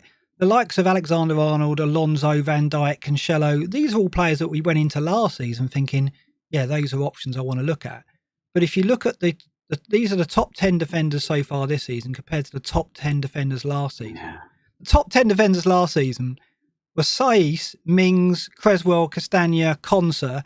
Your friend Dina was in there. Robertson is probably the only name there you would say would be one that you could predict would be starting the season well. The others are all like, who would have think that Saiss and Mings and the Villa defence would be doing so well at the start and the big teams wouldn't do so well. You look at this season, the top defenders are exactly what you expect. Alonso, Diaz, Trent, Van Dijk, Cancelo. It's reassuring, isn't it, that it's that predictable. And when you see that and you think, oh, okay, I can predict this. And also couple that with Chelsea's run, Man City's run, and the fact that we saw earlier how the ticker can predict clean sheets or predict defensive points. Suddenly, FPL is all about taking chances, risk analysis. Suddenly, trying to predict clean sheets looks actually reassuringly possible, right? I mean, it's just incredibly safe points. Can pretty much you can say right now, like I've been talking, that they're going to get between 15 and unless something crazy happens, like Van Dijk gets injured, they go completely off the ball, which can happen. We've seen it where teams just suddenly capitulate. You can almost bank those 15 to 20 clean sheets right now. And the reason why we haven't really done it in the past is usually it becomes inflexible because we want to use our transfers in the midfields. And you could argue that, a midfielder for a run of 3 or 4 games at 7 million and then switching to another one would actually outscore that defender. And at times it may look like that this season, but in that bracket now, we've got a lot of players like Jota, Torres, people that aren't even nailed for their minutes. So, yeah, I'm coming down on the side of go big at the back because I think I said right at the start of the season, right, I made the case for potentially not going out without Trent. I said at the end of the 6 or 7 weeks, I'd want to look and see Trent's name right near the top. And for it to have been viable to not get him, the players that are in and around him would have to have been obvious people. And right now they are obvious people like Trent. I mean, he's nailed, don't get me wrong. He won't be coming out of my team. But you could have gone without Trent here and gone for Van Dijk, Rudiger, Diaz, whatever, Cancelo, and done absolutely fine because they were predictable to get points. Yeah, totally, yeah. Yeah, so right now, I mean, I can't see that changing. They're right near the top at the moment already. I can't see very many other names entering that fold right near the top. Can you across the season? Unless something comes from absolutely nowhere. No, I can see maybe maybe James could break into this top 10 if he does get the regular starts. Sure, if he suddenly comes good on all this. Sure. So the only players I think will break this hold that these top defenders have got now is another top defender. I don't see Mings suddenly breaking in. And maybe someone like Matty Cash if he stays in the wing back. Someone will get lucky. Someone will get 5 goals from a corner. But yeah, again, you can't predict that, right? No, I mean Brighton, if they have a run and Duffy gets some goals still, he could get in there. But I still think this looks reassuring in that, FPL is very, very hard to predict and so unpredictable in many ways. But when you look at the top defenders currently and you think, well, in Gameweek 38, how different is this going to look? Probably not very different. Probably Trent, Alonso and Diaz and Van Dijk are going to be in the top 5 or 6 defenders, right? Yeah, well, I mean, on the Alonso one, Chilwell's obviously looming, isn't he? Right, so maybe they end up splitting. But Diaz, Trent, Van Dijk, Rudiger, Cancelo, I'll be very surprised if they aren't, 4 or 5 of the top 4 or 5. Yeah. So I mean, it's very if Alonso difficult. does stay in the team, then you could argue he'd be the best of all of them. Yeah. And so while you've said quite rightly, you think you fancy Ronaldo to score in every game. Fair enough, right? But at the moment, I fancy Chelsea and City to keep a clean sheet every 1.5 games? Not every game, but more or less. They've kept 4 in 5 so far. And the runs that Chelsea have got and City have got coming up as well would suggest that unless there's significant rotation that really puts us off, I think going big at the back is probably the way to go, unless you're totally sold on freemium. And really that depends on whether you think you're going to get your money's worth out of Ronaldo even though you're not going to captain him. So yeah, I mean, I think. We say big at the back. The other thing to put into this is that a lot of these players are actually a lot cheaper than they have been in previous seasons as well, as a result of be that injury, rotation, whatever. I mean, you look at Van Dijk, for example, 6.5. You could argue if he'd have been playing the last few seasons, he'd have been at 7. You could argue that Cancelo 6, he'd be 6.5 if he was nailed. Maybe he's more nailed this season. You know what I mean? There are slightly Rudiger 5.5. If you said Rudiger's going to play every game, So we say big at the back, but he's only 0.5 more than Semedo. I'm going Rudiger over Semedo all day if I'm given the option. Yeah, and when you compare Rudiger to the 5-5 mids, I mean, I know that Gallagher and Bomo and players like that have got potential, but you wouldn't, Rudiger's going to get what, 150, 155 to 160 points maybe this season? I can't see a 5-5 midfielder getting that. Maybe one will break out, but I just... No, but again, this is where they're more likely to go 2-2-2-2, 15, aren't they? Yeah. So it's about timing those players, whereas the defenders, you can just save the transfers and leave them in. Yeah. It all looks very easy right now, doesn't it? Well, it does. I mean, it's never almost works out this way. But... No, I know, but it is almost like, well, this is too convenient, surely, that these guys are at the top and these teams are performing so well. But it is difficult to see it breaking down because of the way that Pep has turned City almost to be they're not a defensively minded team. But he is definitely, when he's talking about performances, he's talking up the achievement when they keep a clean sheet now. And he's talking about building on a solid defensive unit a lot more, 100%. Right? And couple that with the fact that we can't find an attacker to go for City, it sells their defence. You look at Chelsea, since Tuchel arrived, they've been absolutely robust at the back. And the other thing is, all of these defenders, Trent, Rudiger, Diaz, certainly James and Alonso, have a little bit of attacking promise as well, right? And they get a whole load of set pieces because they're always on the front foot and they're forcing situations where they get free kicks and corners, right? So they will, even the defenders will pick it up. I mean, you can't bank on goals from your centre backs, but you would say, the likes of Van Dijk and Rudiger between 1 and 5 is clearly possible. And if they get really lucky, maybe they get more. But you put them down for maybe 3 goals over the season as a par. I think they'll probably get that. On the Pep thing, just briefly, I think ever since, they're kind of forced this way, haven't they? Because even last season, Jesus wasn't working as a striker and Aguero was permanently injured. So he kind of had to change up the way the team played. And it was ever since Stones came into the team, second half of the season, they basically just started to play that way of being more defensively solid. And he's just continued it because, it works, right? Chelsea are showing the way at the moment. They're not dropping points, really, because they're playing that way. And people always say defence wins titles. I can't really argue with them, to be honest. They're keeping 20 clean sheets. You're giving yourself every opportunity, aren't you? Yeah. I think there's players in there like Pinnock and Duffy who will have a chance of breaking in because they've got set pieces and they're dangerous from them, right? And Brentford are definitely performing well. We expect Brighton to perform well. But I think there will be a sizable gap between the likes of a 4-5 Pinnock and a 6 million Diaz. I think that will be a considerable gap, right? And it's whether or not, 3 heavy-hitting defenders are going to get you.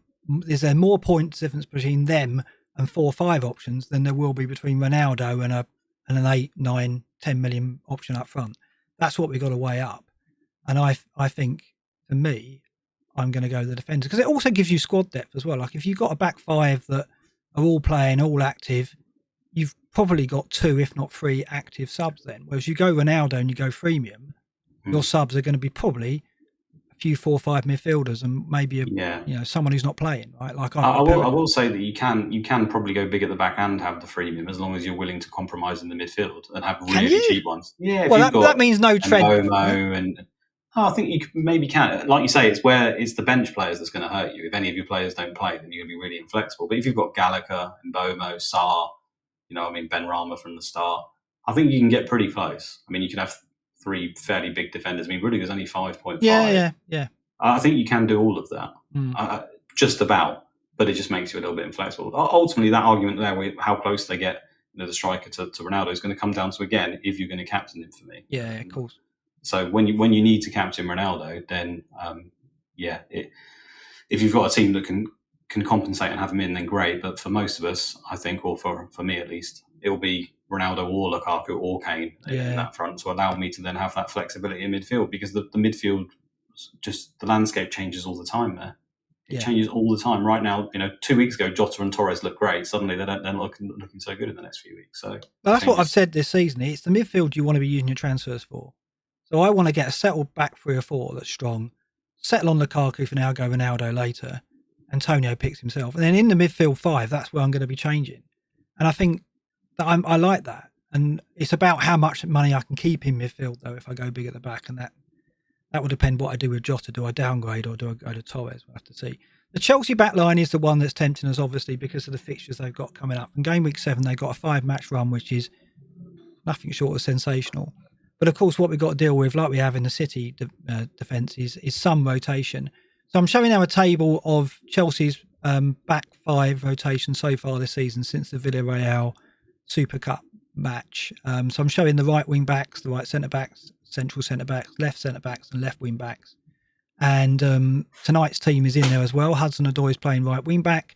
James is playing the right centre back, so he's back in the team, but playing centre back. And they've got Chalobah, a debut for Sarr, left centre back, and they're playing Chilwell. Chilwell's first senior appearance of the season, so he is back in the frame. But to this point, Rudiger and Alonso have played every game and been the nailed-on players. How do you see this playing? Because you've got a theory about Chilwell, haven't you, about what happened pre-season and why he hasn't got in front of Alonso yet? Yeah, I mean, I just can't bring myself to think that it's just on player ability, because everything towards the back end of last season showed us that Chilwell's a really good option in that spot. He can do really well. And obviously Alonso in the past has been extremely suspect. For a manager who likes to build his team on defences and be really solid, you would have thought Alonso's a nightmare for someone like that to have in the team. But the thing is, he's played really, really well. And he had some comments in the media, Tuchel, saying that Chilwell wasn't quite right, didn't play a moment for England, that affected him mentally. Then he came back and went on holiday. And it's just the way he mentioned that he went on holiday and he's not come back yet. And Alonso's been here and he's been training with us and been playing really well, and then bigging him up suggested to me that it was more of an attitude thing, that he wasn't really happy with the fact that either Chilwell, I don't know if it's just because he wasn't happy because he wasn't mentally right, or whether he chose to go on holiday rather than, man up and deal with his situation. I don't know. But for me, he's hinted at the fact that he wasn't happy with Chilwell for an attitude thing more than anything else, more than player ability. And the bottom line is Alonso's been playing really damn well, so he hasn't needed to worry about it. It's a problem he hasn't had to concern himself with. Now, Chilwell's played this week and eventually will start to get minutes, and if he can sort himself out, I don't doubt that eventually he will replace him at some point, because I think he is probably the better player. But as of now, that seems a long way away. I think Alonso's going to continue to play at left wing back until that becomes a thing. And this is the thing we do quite often as fantasy managers, overthink it, that it's going to happen at some point, so I'm not going to move. Whereas a casual will log in and just stick Alonso straight in their team and say, well, they are. We dream of a nailed on Alonso for years. I know, now perhaps we've got it. And this is what's annoying me now, because I've just come off the back of buying James over Rudiger and getting hurt. And obviously, like I said, I did a full post-mortem to that decision and said, how did I let this happen? And it, I can't explain. Now, why am I now looking at Alonso instead of Rudiger this time? But, I wanted to go into the data to see if I could find anything there that would suggest that, Alonso is performing even better than he has done in previous seasons. I'm showing here data from the last 4 seasons, including this. And the only bit of data, the only scrap of data which suggests that Alonso's on an upward curve is minutes per chance created. He's created more chances this season in the 5 games, so per match, or minutes per chance rather, is stronger this season than it has been for the previous 3. 37 minutes per chance compared to 64 last season, 57 the season before that, and 84 in 18-19. So he's creating more chances than he normally has done, providing more for Lukaku. I think that's because he's got Lukaku to aim for. That's probably his brief, right? And we said earlier at the top of the show, with no James on one side and Alonso on the other, it's got to go through that left side. He's the width, isn't he? So I don't look at this data and think I've got to get him because he's even better than he used to be. But it is still tempting. I mean, the chances he had in the box at Spurs, it's a really seductive, isn't it? It really is. I mean, forget the 18-19 column. Just look at the other 3 columns. Look at the games and then look at the goals. Yeah. I mean, that's what he offers, isn't it? And obviously goals for a defender in FPL are amazing. You're getting 6 points, you're getting bonus on top of that. In a team where they are likely to keep a lot of clean sheets, he's going to get some. I mean, he already has, and he's going to get some monster hauls if he continues to play. So I can see the temptations there. exactly the kind of player I would usually get. And I had Alonso. I think I got him last season when everyone bought him in, and I think I captained him against West Brom, and then they conceded 5, but that's another story. So yeah, I still like him at the moment. I think we have a tendency, like I said, to worry about these things and therefore not act. And I think generally the better thing to do is actually act, get them, and then when it becomes a problem, address it. That's why we've got transfers in the team. So I wouldn't put anyone off getting Alonso, to be honest with you, if they really wanted to. I still prefer James personally. I don't know why that is. Like you, I just feel like he's actually a better player in terms of the service and is better defensively. So long term, you may find him in a team, but all the evidence suggests completely the opposite. Alonso's more nailed than James is. I mean, the team's right there in front of you. James played, 3 times out of those fixtures at right? He has. And actually, which is poor, isn't it? What's interesting, though, it's only a small sample, very small sample, but actually in attacking terms, James has outperformed Alonso per minute for shots and for chance creation. So when he's been in the team, James has looked very, very good in attacking terms, as well as being probably, yeah, you're right, a better defender too. So I do think I want to give James a shout. I listened to the Green Arrow this week, and Adam played his wild card at the last minute, which will go down in his history as an FPL manager. It was really interesting to listen to his feedback from that. One of the things he picked out was, I've got James, I'm probably not keeping him, and I feel differently. I do think that James will get back into that team, and it's interesting that the right wing back role has been chopped and changed a lot. If you look at the table, Hudson-Odoi is there, but he's only going to play against the weaker teams and in the EFL Cup and maybe FA Cup. I don't see him playing even against the weaker teams in the league. I think Azpilicueta is the threat, obviously, but I think long term he's going to be the right centre back, Silva in the middle, Rudiger on the left, and it'll be Christensen who is used in rotation. In my view, how it's going to turn out. I hope so, because I want to keep James and I like what he can give me.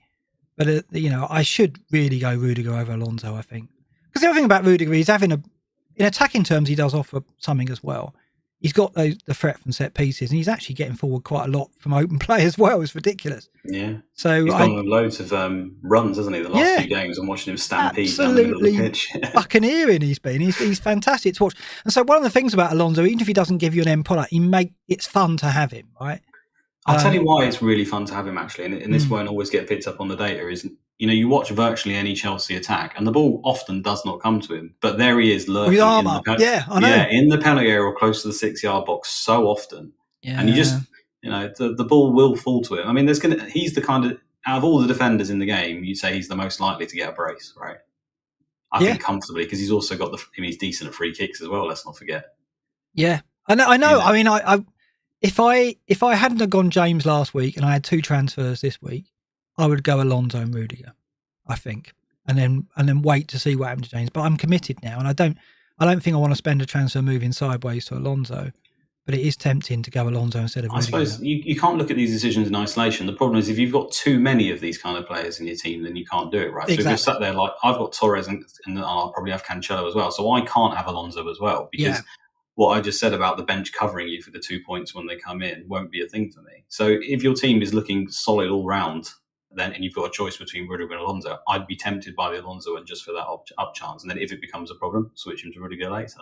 But yeah, you can't have too many of them is the bottom line. Yeah, and I'm looking at getting Cancelo, James, and maybe keeping Jota or Torres, going Jota or Torres. Right, so that's 3 players who at any game week can get. I can't put a 4th in there, right? Because I could probably, it'd be unfortunate if all 3 don't turn up in one game week. But I could just about absorb that because I plan to have an active bench. But you can't go a 4th because I think you're going too far then. So because the other thing is one injury, right? One injury that comes out of nowhere from a press conference on the Thursday or Friday, and suddenly you're in turmoil because you're like, I'm going to have to make a transfer. I didn't want to make it because potentially 3 of my players might not turn up this week as a default, and then I'm going to be a player down. So moderation, I guess, is where you take your risks. It's got to be Rudiger for me, I think. He's a sensible option, isn't he? We're going to do the predictions quickly because Az isn't here and we've got Az's predictions in. This is how he did last week. He got 4 correct outcomes, 2 correct scores. I got the 6 correct outcomes, 1 correct score. He's beating me. Again, he's going to be so frustrated because I think this is probably the first time he's beaten me. No, maybe the second time, but he loves obviously little victories like this and he's ahead of me. 54. I'm making it a little victory. He's getting angry now. He's throwing something. He's probably thrown something against the wall at that comment. I can tell. I can see him now. 54% he's got in terms of correct outcome guessing. I've got 52%. So we're both over the 50%. We've got to be pleased with that. Pretty damn good. Yeah, but he's ahead of me on everything apart from correct scores now. So he's doing well. It's frustrating. We've got his predictions for the coming game week. So we'll scoot through these quickly, and you can tell me whether you agree with mine or whether you agree with Az's. But we are quite similar. Chelsea, Man City. He's gone 1-0 Chelsea. I've gone 2-0. So we're both back in a victory there for Chelsea. Do you concur with that, Luke? First of all. I think this is going to be 0-0. Do you? Yeah, I think if Man City do go with De Bruyne up top, there's going to be a lot of passing by both teams. It's really hard to gauge. Often in these big matches, the first 10 minutes dictates it, doesn't it? Sometimes they're just utterly frantic because it feels like there's so much on the line, and it's so hard to gauge this. But right now, I'd say they both take a draw and 0-0. I mean, Chelsea would take a draw, right? I think they would. I think the reason why I'm going 1-0 is I think that 2-0 is I think Chelsea will get a goal and then it'll open up and they'll get them a second. This is the thing. It can be complete if they score it. I mean, it's cliches, isn't it? They score in the first 10 minutes, anything can happen. Yeah, and I think if anyone's going to score in this game, I favour Chelsea because I look at City and they've scored 1 goal in their 2 away games so far. They didn't score in the last time out, of course, against Southampton. So then they're not strange. They're not brimming with goals, are they? Right. Plus Chelsea's defence very strong, first choice, no injuries. City's defence injuries. They're probably going to have to play Aki. Walker and Cancelo are there to be got at, particularly Cancelo. So I think James will play. So I do think of the 2 teams, Chelsea are the one that I would back to score if I was going to back anyone. Obviously, I've got Lukaku, so I'm going to go for Chelsea. So I've gone 2-0. But yeah, I think it will start like a 0-0 and look like this is going to be just played out in midfield and nothing's going to happen. But I fancy Chelsea to snatch one and then get a second. I'll add something. If Torres starts, I do think Man City score. I think if they play Kevin De Bruyne, then more likely 0-0. United Villa, we've both gone for a home win. Az has gone 2-0, as a Ronaldo only you'd expect that. I've gone 1-0, as a Ronaldo non-only you'd expect that. Interestingly, I looked at the XG conceded over the season so far. Man City are top. Brentford and Villa are second and third. So Villa's defence has actually done pretty well, apart from obviously that first game against Watford. So I do think they're going to play 3 at the back with Cash as a wing back. I think that system they're going to settle on now because it's the way they can get Ings and Watkins into the team. I think, again, it's another interesting game for United and Ronaldo. It'd be an interesting test to see if he does keep his shot volume up. I think he'll get the goal, though. So I've gone 1-0. What do you think here, though? Yeah, I'd just say Villa had probably the best 3 games to start the season, didn't they? So that's probably affected their day. Yeah. They have looked fairly solid, though, to be fair. Man United always find a way to concede. And they've got Watkins. There is that, yeah. Watkins he's a sleeper, and the fixtures are bad right now, but I think at some point he's going to be a factor. Danny Ings, I mean, Man United give up opportunities, so Danny Ings is exactly the kind of man you want to find him. I think Villa will probably score again, and I think that Man United will probably win. So, yeah, I'd say 2-1, 3-1. Luke Shaw, most frustrating player to own so far this season, other than Jota, I expect. I mean, Luke Shaw's just... they haven't got Digne, but yeah. Yeah, true. He's been finely frustrating. The thing is, he's ticked along, hasn't he? Because he's picked up bonus and random assists in games. He offers a lot more than what he's produced so far. I mean, we were right at the beginning of the season. I remember saying I think he should probably be 6 million. I still stand by that. It's not worked out. I mean, Varane's come in, Maguire. They haven't had Fred and McTominay for a lot of the games, which makes a big difference. I do think once the fixtures ease up in a little while, and if they've got, I don't know whether they're even going to do that though with the Pogba and Fernandes thing, but if they do play Fred McTominay and they have Varane, Maguire, you'd like to think the clean sheets will eventually start to pick up. But I think they will. I think that Pogba will be out on the left, and then it's one of Rashford, Greenwood, or Sancho to play that other role. Yeah, I think it will end up like that because I think they need that security of Fred and McTominay. So yeah, we'll see, but. Yeah, you're right. Everton, Norwich. I've given you the Dina clean sheet here, as. So there you go. There's your returns. You know, Az is right 54% of the time, so he's got a chance. This is true. Yeah. I don't think there's too much arguing there, but you think Pookie and Nick won? Do you see Norwich getting anything? Probably, just because I'm a pessimist for having Digne, but I just think the defence has been pretty terrible, and Everton do seem pretty gung-ho, really. They seem to just throw men forward, and like you say, Decore, even the centre midfield players and everything, so... I think Norwich might be able to get one, but Norwich have been dreadful, haven't they? So, you have to see what happens when they turn up, I suppose. They'll probably nick one, but you'd obviously back Everton to win the game, wouldn't you? Yeah. And next two, we're totally identical on this. Leeds 1, West Ham 3. We've both gone with that. We'll talk about Antonio for captain in a bit, but I think it's difficult to not see a West Ham away win when we look at the injuries that Leeds have and will have to deal with. And West Ham, they're looking, they're not a juggernaut by any means, but they're looking pretty unstoppable at the moment. They played well against United, a bit fatigued because of the European game. Won't have that issue here, although they had the EFL Cup game in midweek as well, but it's not the travelling, is it? So I think they should be okay. I back an away win and Antonio to do something here. And then the next game, we've both gone 1-1 Leicester-Burnley. Leicester, a funny team, aren't they, this season? They're an anomaly to me. I have a hard time predicting what Leicester will do most seasons, but this season, they've just been dreadful, haven't they? I mean, you say it every week on here, don't you, about the Iñárritu thing and not changing up. I don't really know what's going on there. But despite all that, they're home to Burnley, and I personally think this will probably be the kickstart to them actually getting some points. Surely they're going to get some points. I'd expect them to win the game. Okay. Watford, Newcastle, we're split on this. Az has gone the 1-0 Watford. I've gone 2-1 Newcastle. I think they'll have too much for them on the break. If Bruce plays like that, it's interesting. I had a look when I was looking at Saint-Maximin as an option. I was looking at Newcastle's away data so far, and it's not impressive at all. So it really depends where Bruce goes there and thinks, right, we're going to go and try not to lose, or I'm going to try and win the game. I don't know what Bruce will do. If it's there not to lose, Watford could turn them over. But I think if Newcastle want to win this, they can, because they've got enough on the break to catch them. But what do you think of this one? I don't know. I think it'll probably be low scoring, just because Watford don't seem to fashion a whole host of chances. I know they obviously did well versus Norwich last week, but aside from that, they haven't fashioned many chances. So yeah, it's just whether Sarr can be the star man again. But their front three do look difficult to handle. They look useful. It's just they don't seem to be able to get the ball to them that often. I'd probably just go a low scoring draw. Yeah. Brentford, Liverpool, we've both gone 2-1 here. This is a really difficult game to predict as well, because Brentford defensively have done so well. Liverpool's attack is the most potent around at the moment. And Brentford, having had that result, Wolves, I do actually see them scoring, even though Liverpool have only let one in so far this season. I do think they do give up some chances. Alisson has been called on a lot. So I think either Tony or Mbeumo can get something here, but we'll go for the away win. I guess you concur with that. Yeah, I'll go along with that, yeah. Yeah. And Southampton, I've gone 2-1 to the home team. Southampton Wolves. And Az has gone for the 1-0 away win. Traore, will he be in your team?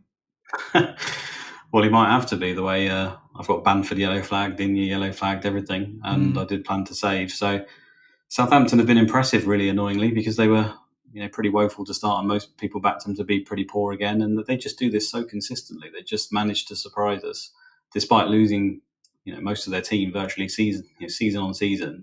They find a way somehow, don't they, to survive. So I don't know. I really hope the Wolves can actually do something in this game, but I couldn't call it. As has been getting more correct, I'll go along with him and go with Wolves. That suits my narrative. Just about 2%. I think Southampton, their fixtures are getting better. I think Armstrong looks a lot. He's having a lot of shots, which is what we saw in the Championship. But I do think Wolves could be in a bit of trouble. Do you think Aït-Nouri comes in, by the way, after Markel's performance? Yeah, don't you think? I mean, he did struggle, didn't he? So. Yeah, he was pretty poor. I mean, they all were, to be fair, but he was pretty poor. I wouldn't be surprised to see Aït-Nouri. And then on the right wing for Southampton, I think they've been playing Elyounoussi either slightly sort of off the front. So he's got a quite high shot volume still. So I think he might be able to nick a goal in this game. He's the Jahanbash of the Southampton team, isn't he? The unpronounceable run. I mean, a bit lively, yeah. Arsenal versus Spurs. Az has gone a 0-0 here. Gardens End to stuff. I've gone 2-0 to Arsenal. I think Spurs' slide will continue. And it's intriguing, isn't it, that at the start of the season, Arsenal were way down here. Spurs expected to do very well. It's suddenly just flipping. It's flipping completely. And Arsenal take on Spurs at a good time for them. And I think they'll get the win. Where are you going with this? I want to say Spurs, because I'm bringing in Kane in my Sky team for this week, because it's just the way you have to do it for the fixtures. So I want to say Spurs are going to win, but it's difficult to say that right now. I'd probably go a score draw, 1-1. Bit of a dead rubber as well. I think we agree with Az. Okay. It's a shame because it's a You're agreeing with Az far too much. It's not. No, well, I'm filling in for him, aren't I? Madison's a great pick, by the way. Yeah, of course. Palace versus Brighton. Az hasn't backed an away win here. He's gone 1-1, not backing his team Brighton. I've gone 2-1 Palace. I just fancy Palace. I think, they've got a lot. I think we've got Eze back in the team yet. When he comes in as well, they've just got options. They've got some attacking flair, and Vieira's letting them off the leash a bit. I think it's great to see. So I think that this will be a very good game. I'm looking forward to this one on the Monday night, and I think 2-1 I'll go with. So Zaha, I was going to say I'm really interested to see this game because of just the clash of styles and Palace obviously evolving, and Brighton, they're a really good team when they want to be, aren't they? So I've got no idea what the score will be there, but I'm just really interested to watch the game. And yeah, I think Zaha's been playing really quite well again. Every year he's always just below being a fantasy option. I want to get him. Down here, he's a player I always want to get in my team, and I look for any excuse. And then I always used to go, no, I'll get Van Aanholt instead. Every time the fixtures come around for Palace, I always used to go Van Aanholt. Now I can't do that. Maybe it's going to be Edouard or Gallagher instead. Probably not Zaha now. So, okay, let's look at the captain matrix briefly. This, if you're not sure about this, Luke, this is where we look ahead to the captain to see if there's anything we can spot coming up. Game week 9 and 10 there, Lukaku at home to Norwich, Newcastle away. I think it's a given that we will go with him if you've got him. If you haven't got him, then it's tough because Ronaldo's got Liverpool at home and he's got Spurs away, although Spurs away perhaps in 10 isn't a fixture you would bet against Ronaldo, and maybe you would captain him. But certainly 9 and 10, Lukaku kind of takes over. Before then, it's Ronaldo at home to Villa, Ronaldo at home to Everton. You're quite right in saying you'd captain him, right, in those games? I think, yeah, all things being equal, again, you got to go by the numbers rather than my random thought process, haven't you? And Ronaldo's top of the chart for expected to score a goal in that game, so he's probably the best captain this week. So yeah, probably would. I mean, I'll be on Salah and hoping he can. I mean, Salah's just been really, really good this season. And if you get fantasy, he's just been almost on another level. He looks like a more complete player. Yeah. It looks like previously people have said, and me included, that Mane's a better footballer than Salah, and Salah's just a goal machine, essentially, because Salah's often gone down blind alleys and, just sometimes his touch is off and he doesn't look like a great player. But if anything, those roles are completely reversed, and Salah just looks on another planet. And Mane now, although he's getting the high shot volume, which is great, he's making questionable decisions quite a lot of the time, isn't he? So, yeah, just on a side note, I think Salah as a default, if you don't have Ronaldo, I mean, it's still a fine option. It's Salah default throughout the season. It's just that great backup we've all got. We'll just go Salah. Even if the fixture's tough, it's not really an issue, is it? Now, I think for me, Salah's enjoying his football. You can see it, right? He's playing with a smile on his face, and that is, we've seen it before, but every game this season, I'm seeing that, that feeling when he's on the ball. He's more confident, and he's getting into better positions. His finishing has been decent. It's hard to back against him, and it's handy because not having Ronaldo and Salah in form is very, very useful. Certainly until Lukaku can take over. But this week, looking at the captains this week, there is a case for Antonio, and I'm going to build one now because what we normally look at here is all the contenders that we've got in the captain matrix. So Ronaldo versus Villa is out on top when you're looking at just minutes per shot or minutes per XG non-penalty. Ronaldo looks the best option, right? And I'm sure anyone who's got Ronaldo will captain him against Villa. I don't doubt that. You're looking for Salah further down the chart. He has got 4 goals and 3 assists so far. Minutes per shot, 20.5, which is behind Antonio and behind Mane. Minutes per XGI non-penalty, 128.2, which again is behind Jota, Antonio, Mane and Ronaldo. So Salah, although has had form, statistically he's not the best option. Antonio is above him. And where there's more of a case for Antonio is when you look at the defences. So you look at Brentford, who Liverpool will play, and Brentford have actually got the strongest defence out of all the captain candidate opponents. They've only conceded 5 big chances this season. They're conceding a chance every 8.8 minutes, where in comparison, Leeds are conceding almost 3 big chances a match, and they're conceding a chance every 4.9 minutes. So Antonio has got the data on his side over Salah, and his opponent is conceding a lot more opportunities as well. And added to that, I just want to bring up the team sheet from midweek. This is the Leeds team sheet in the cup tie midweek at Fulham, which they did win on penalties. And they had to play Phillips centre-back. So we think Phillips is going to come out in the midfield, probably play alongside Cooper instead of Cresswell as it is here. So the midfield could be Click and it could be Shackleton. Rafinha we think will come in on the left-hand side, and then James will switch to the right because obviously Harrison is out. Bamford is expected to come in, I guess, up front for Roberts here. But even with Rafinha, Roberts and Rafinha, Bamford and Cooper back, it does look depleted with that midfield. When you take Phillips out of midfield, put him at the back, okay, he's not a first-choice centre-back. Is he going to deal with Antonio? But also they're losing midfield where Souček and Rice could run the show, and Ben Rama's going to be up against Dallas, who's not a natural right back, because we don't expect Ayling to make it. So there's problems all over the team, right, for Leeds? Yeah, definitely. I suppose it's how much the injuries are obviously a factor there, but going back to the previous graphic, it's how much stock you put in, just 5 games of defensive data rather than the player. And I suppose that's always what affects our decisions. We always want to go for the player who, historically has been ridiculous. So Salah, Ronaldo, in other countries, but the same thing, and on penalties and all that. So I still think that they're probably the better options, and you kind of ignore the opponent a little bit. But I'm not going to deny there is a massive tease on Antonio, because the thing with Antonio is his numbers are just as good as those guys. He might not have the penalties, but they're not far off, are they, most of the time? I think he will have the penalties, though. Oh, you do? Okay. Well, Noble missed it, so Rice didn't want it. So surely I think Antonio's on record as saying when Rice missed the last one that he wants the next one. So I think Antonio will be on pens. I suppose there's a chance, yeah. It's very tempting, and the me of the past would 100% be on Antonio right now. But this season, what I've tried to do is limit the amount of hits I've gone and the amount of captain punts I've done initially. Although having said that, I have actually captained Antonio once this season already, but I think quite a lot of us might have done that anyway. Worked out. But I'm not going to deny there is a part of me that really wants to just put the armband on Antonio. But I think in a way he's kind of like a differential already on his own, because a lot of people have got rid of him because of the red card. Maybe not, but amongst the top managers, quite a lot of them have shipped him on or done wild cards where they've not included him. So he's somewhat of a differential, I guess. And the other thing with Brentford as well is I know they've done really well on the day, but have they actually played anyone really decent yet?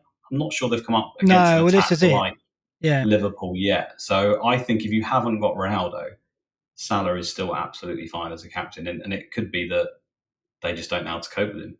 And this is it, right? The ticker rank there is useful in this respect. Brentford were ranked 6th going into these matches, and Leeds were ranked 17th. So Leeds clearly had more difficult fixtures than Brentford. That's why we got to balance the data. So you're absolutely right in bringing that out, and that's why we include this now on this data. It's just those injuries for me. If it's like every Leeds match ever, which is basically a basketball match, you'd like to think that Antonio will have a field day. So I think it's fine to captain him. But it is fine, but it's something about as well, Salah at that premium price, Salah in form, even though he's playing on paper a strong defence, you're still favouring because Antonio's 7-7 and he's not, he's a striker as well. Price worries me. It's more, it's more to do with that. It's the fact that he's a striker. He literally will have to hit a brace really to outscore Salah. And I'd back Salah for 1 goal in, but even this game, and it's just a very comfortable, you'd like to think that, I know you both said that Brentford might score, but obviously clean sheet's always a chance as well, isn't there? So, I still think Salah's probably the standout. Antonio's definitely the way if you want to go Maverick. This is discounting Ronaldo, obviously, if you don't have him in your team. Yeah, no, absolutely. And I think, I've got Ben Rama and Antonio, and that's probably enough to cover that if West Ham do run right there. Let's look at our teams now then, where we're revealing where Az is at the moment. This is Az's team that he sent me. He's going at the moment with Sanchez. He's back in Trent to return at Brentford. Semedo still in there, Soufal, and then he's got a midfield of Salah, Greenwood, Grealish, Benrahma, Ivan Toney up front with Antonio, and then Ronaldo is captain, of course, leaving Veltman, Livramento and Gilmour on his bench. Any impressions on that, Luke? Looks all right, doesn't it? Apart from the defence, I guess.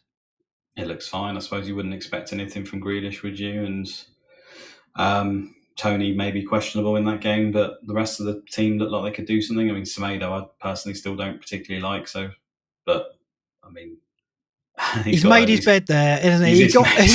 He got back in on Semedo against his better judgment. I think he reluctantly did it. The stats are there, to be fair. I know, and the fixtures are there. But what I saw against Brentford would have me worried. But maybe with Marcel out there, stiffen up a bit. So I think Greenwood could do okay. I worry about Greenwood at the moment. We didn't talk about him when we looked at Jota and Torres, but Greenwood's got to be in that bracket as well as is he a keep now? Because his shot volume has gone out the window and now Ronaldo's there, and we expect it wasn't particularly high anyway. But I think I said that, Greenwood, is he going to continue being a player who takes shots, or is he going to be asked to bring service to Ronaldo? And it's not either at the moment. He's not really crossing the ball or having goal opportunities. You can just argue he's been lucky as well, hasn't he? He's been lucky in those first few games. He's a great player, don't get me wrong. He's great. But the points he got, even the owners will say he's been lucky in a few of those situations, I think, because the stats don't point towards him getting a whole host of goals at the moment, but keepers have helped him out. The one thing I do notice there is he's got a lot of away players. He has. Yeah, it's a got. lot. I mean, the whole defence for a start. Yeah. 3 of the 4 midfielders, and then Antonio, which obviously shouldn't be much of a problem, but it's quite a lot, isn't it? And home matches have been strong. I think he'll do all right. He's rolling his transfer, obviously, to try and prepare for the influx of Chelsea players, I think. Let's bring your team up, Luke. Do you want to talk through this? Not really. Go on. It's not that bad. I'm joking. Yeah, obviously Sanchez in goal, Trent, Shaw and Digne at the back. So Trent and Shaw, I think, I'm in the boat with most of you guys there. So what will be will be. Digne is my little bit of a differential that I hope can do something. I mean, I'll take just a clean sheet at this point. I don't even want an attack. Take an assist, wouldn't you? Yeah, that'll be fine. I'll take an assist. I'll take anything. Yeah, not scoring an own goal, perhaps you'll take that even 2 points. But yeah, it's come to that. Yeah. I mean, if he scores another own goal, Christ alive. Yeah, Salah and Jota. I mean, again, I'm happy to have that. I know Brentford have been decent, but maybe this is the game Jota finally actually turns it around. Traore, and Torres, I'm not over the moon about. I mean, I have got the potential option of moving Torres out, like I said, for these 2 games and then bringing him back later. So I could, for example, just do Torres to Sarr if I wanted to, because I've actually got the money still, like I say, to bring in the Chelsea and the Man City boys for Digne and Shaw. But I don't need to worry about that for another week or 2. So potentially I could look at that, but I think at the moment, with Livramento first on the bench home to Wolves, I don't think it's the worst backup in the world. So if Torres doesn't play, Livramento comes in. As long as the rest of my team plays, I should be okay.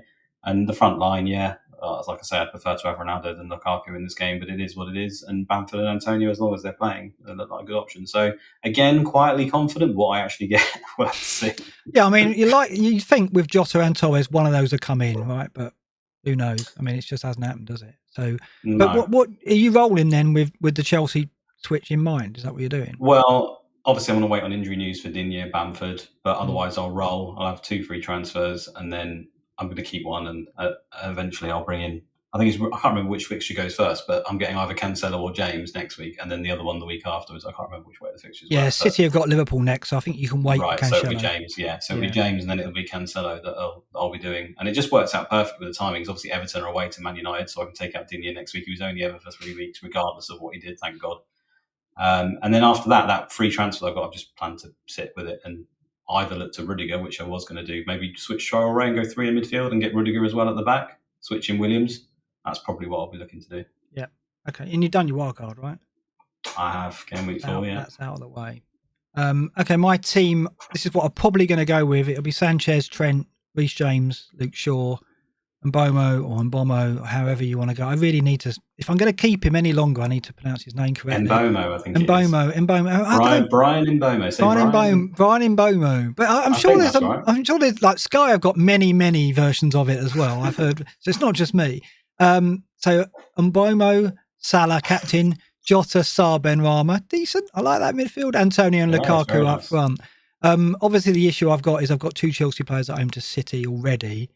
Now, in terms of transfer and Mbomo at home to Liverpool, which may not get me anything, probably won't, but you never know. I think I've got to keep him. I did look at maybe upgrading him. I've got 2.7 in the bank, so I've got plenty of options here, but I'm going to stick with this. I think he's a long-term hold. I think. Yeah, I do. I think I'm onto something with him. I agree. I look at Salah, I look at Sarr and Mbomo, and think they're probably not going to go anywhere for me because I think sub 6 million, they're the best 2 to get. I mean, Sarr's gone up in price now, so I think that while he's up front and Mbomo, how many times can I say his name in one pod?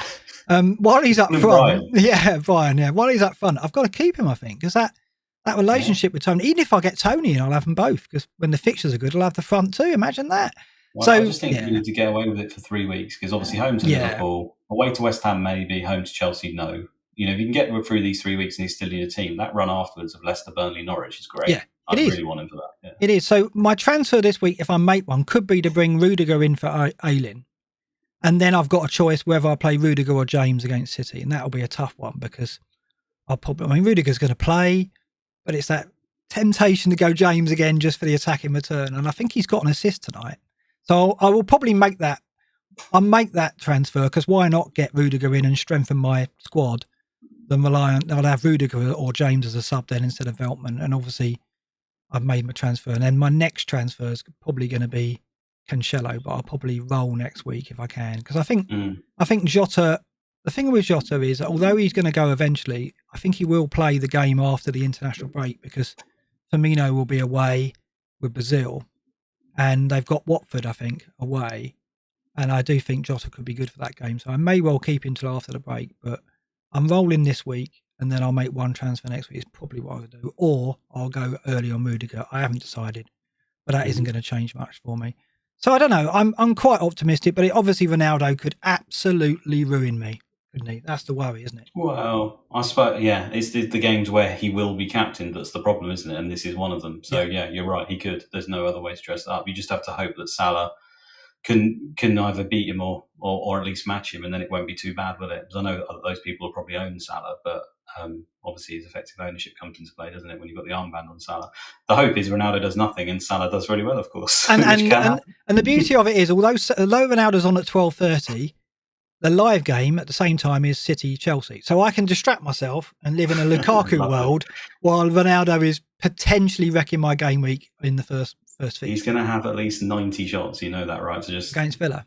Yeah, still, I think. I'm banking on this being the fixture where he doesn't look so good, and I can say that. Man United as a team, that's the thing, that with all these other players, is like, if you just forget the player for now and you look at the team, Man United are suspect sometimes, aren't they? They don't look like they know how to play football, and then suddenly they still manage to get the point. Even against West Ham, right? And the first half they didn't look like they knew what they were doing until the goal came.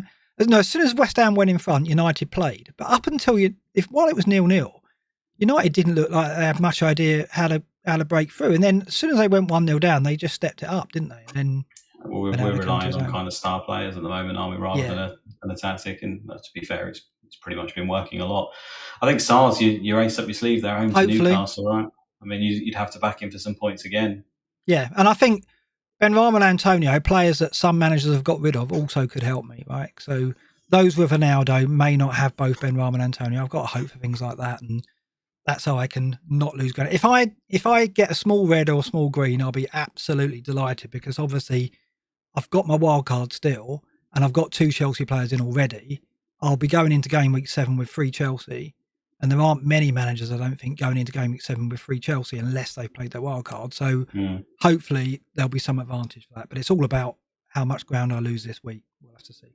BlackBox Leagues. Shout out to Ryan Quinn, who is still top and flying this season. Absolutely flying. 437, top of our league. Then there's a new entry in second, Tapatu Kamchan. I'll have to practice this like Mbomo, because he's going to be around for a while. Tipatai Kamchan is second on 430 points. I think I did well the second time. Yeah, exactly. Yeah, Ian Grogan on 429, Jake Craddock 427, and then Sergio oh dear, I'm struggling with that one. This is terrible. I let Az do this when he's not here. This is it. I can't throw this over to you now. This wouldn't be fair. 427. Well played, Sergios. We'll say that. In the Apprentice League, I'm top on 375, as is 9 points behind me. And then Natalie, did you see her reaction when Rudiger scored at the end? She's really getting it now. She's getting the bug. She got the joy of the last minute Rudiger goal. She was all over Twitter when that went in. It was brilliant to see that. Yeah, I'd love to say I'm really happy for her, but having gone Digne over Rudiger, I felt like blocking it. Well, me too, as well. When I went James over Rudiger, I was like, yeah, you laugh it up, girl. No, I was pleased for her. I really was.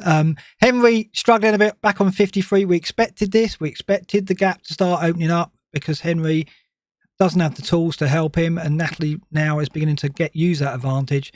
We'll see in a few weeks, and then we'll decide what to do, whether we can start introducing Henry to Twitter and the ticker and stuff. I think over the international break, we'll have some apprentice episodes and we'll do a bit more with them. And just before we go, I should mention we're doing this again, Fest. You didn't come to the first one, Luke. I was working. Yeah. I'm working for this one as well. Oh, you're not? Seriously? I need to get some leave, yeah. I was still trying to maybe get leave, but so if I can, then I'll be along. But as it stands right now, okay, unfortunately not. Well, Friday, 21st of January is the date announced yesterday. Tickets go on sale tomorrow, I think, at 9 a.m. Ed's told me, Ed more or less gave me a script. No, I'm only joking. Tickets go on sale tomorrow. Az and I will be there. A host of others will be there from the community as well. Last time it was brilliant because there were so many people there who weren't on Twitter that I didn't, there was just loads of people there who came on their own, who didn't have really a kind of Twitter handle or had a voice in the community in terms of Twitter. And that really surprised me. And that's what it's about. It's about bringing people together who aren't just in the Twitter community, but also from all walks of life, from all areas of the country. And hopefully we'll have another big turnout there. More details on that as the months roll by. For at the moment, it's confirmed 21st of January. tickets £20, and Az and I will see you there. And Az got incredibly drunk last time and got lost on the way home and had to pay £100 for an Uber. So we'll see what happens this time. It doesn't surprise me. Az getting drunk, no. Yeah. Absolutely not.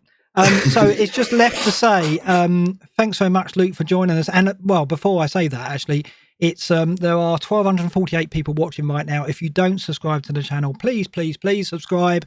We're almost at 20,000, right? So if we make 20k before next week's episode, Az won't only be in a new place to live, he'll be in his new abode. Say nude then. No, it won't be the nude. That's 100k. 100k, he has promised to be in the nude, right? So that one day that might come up, right?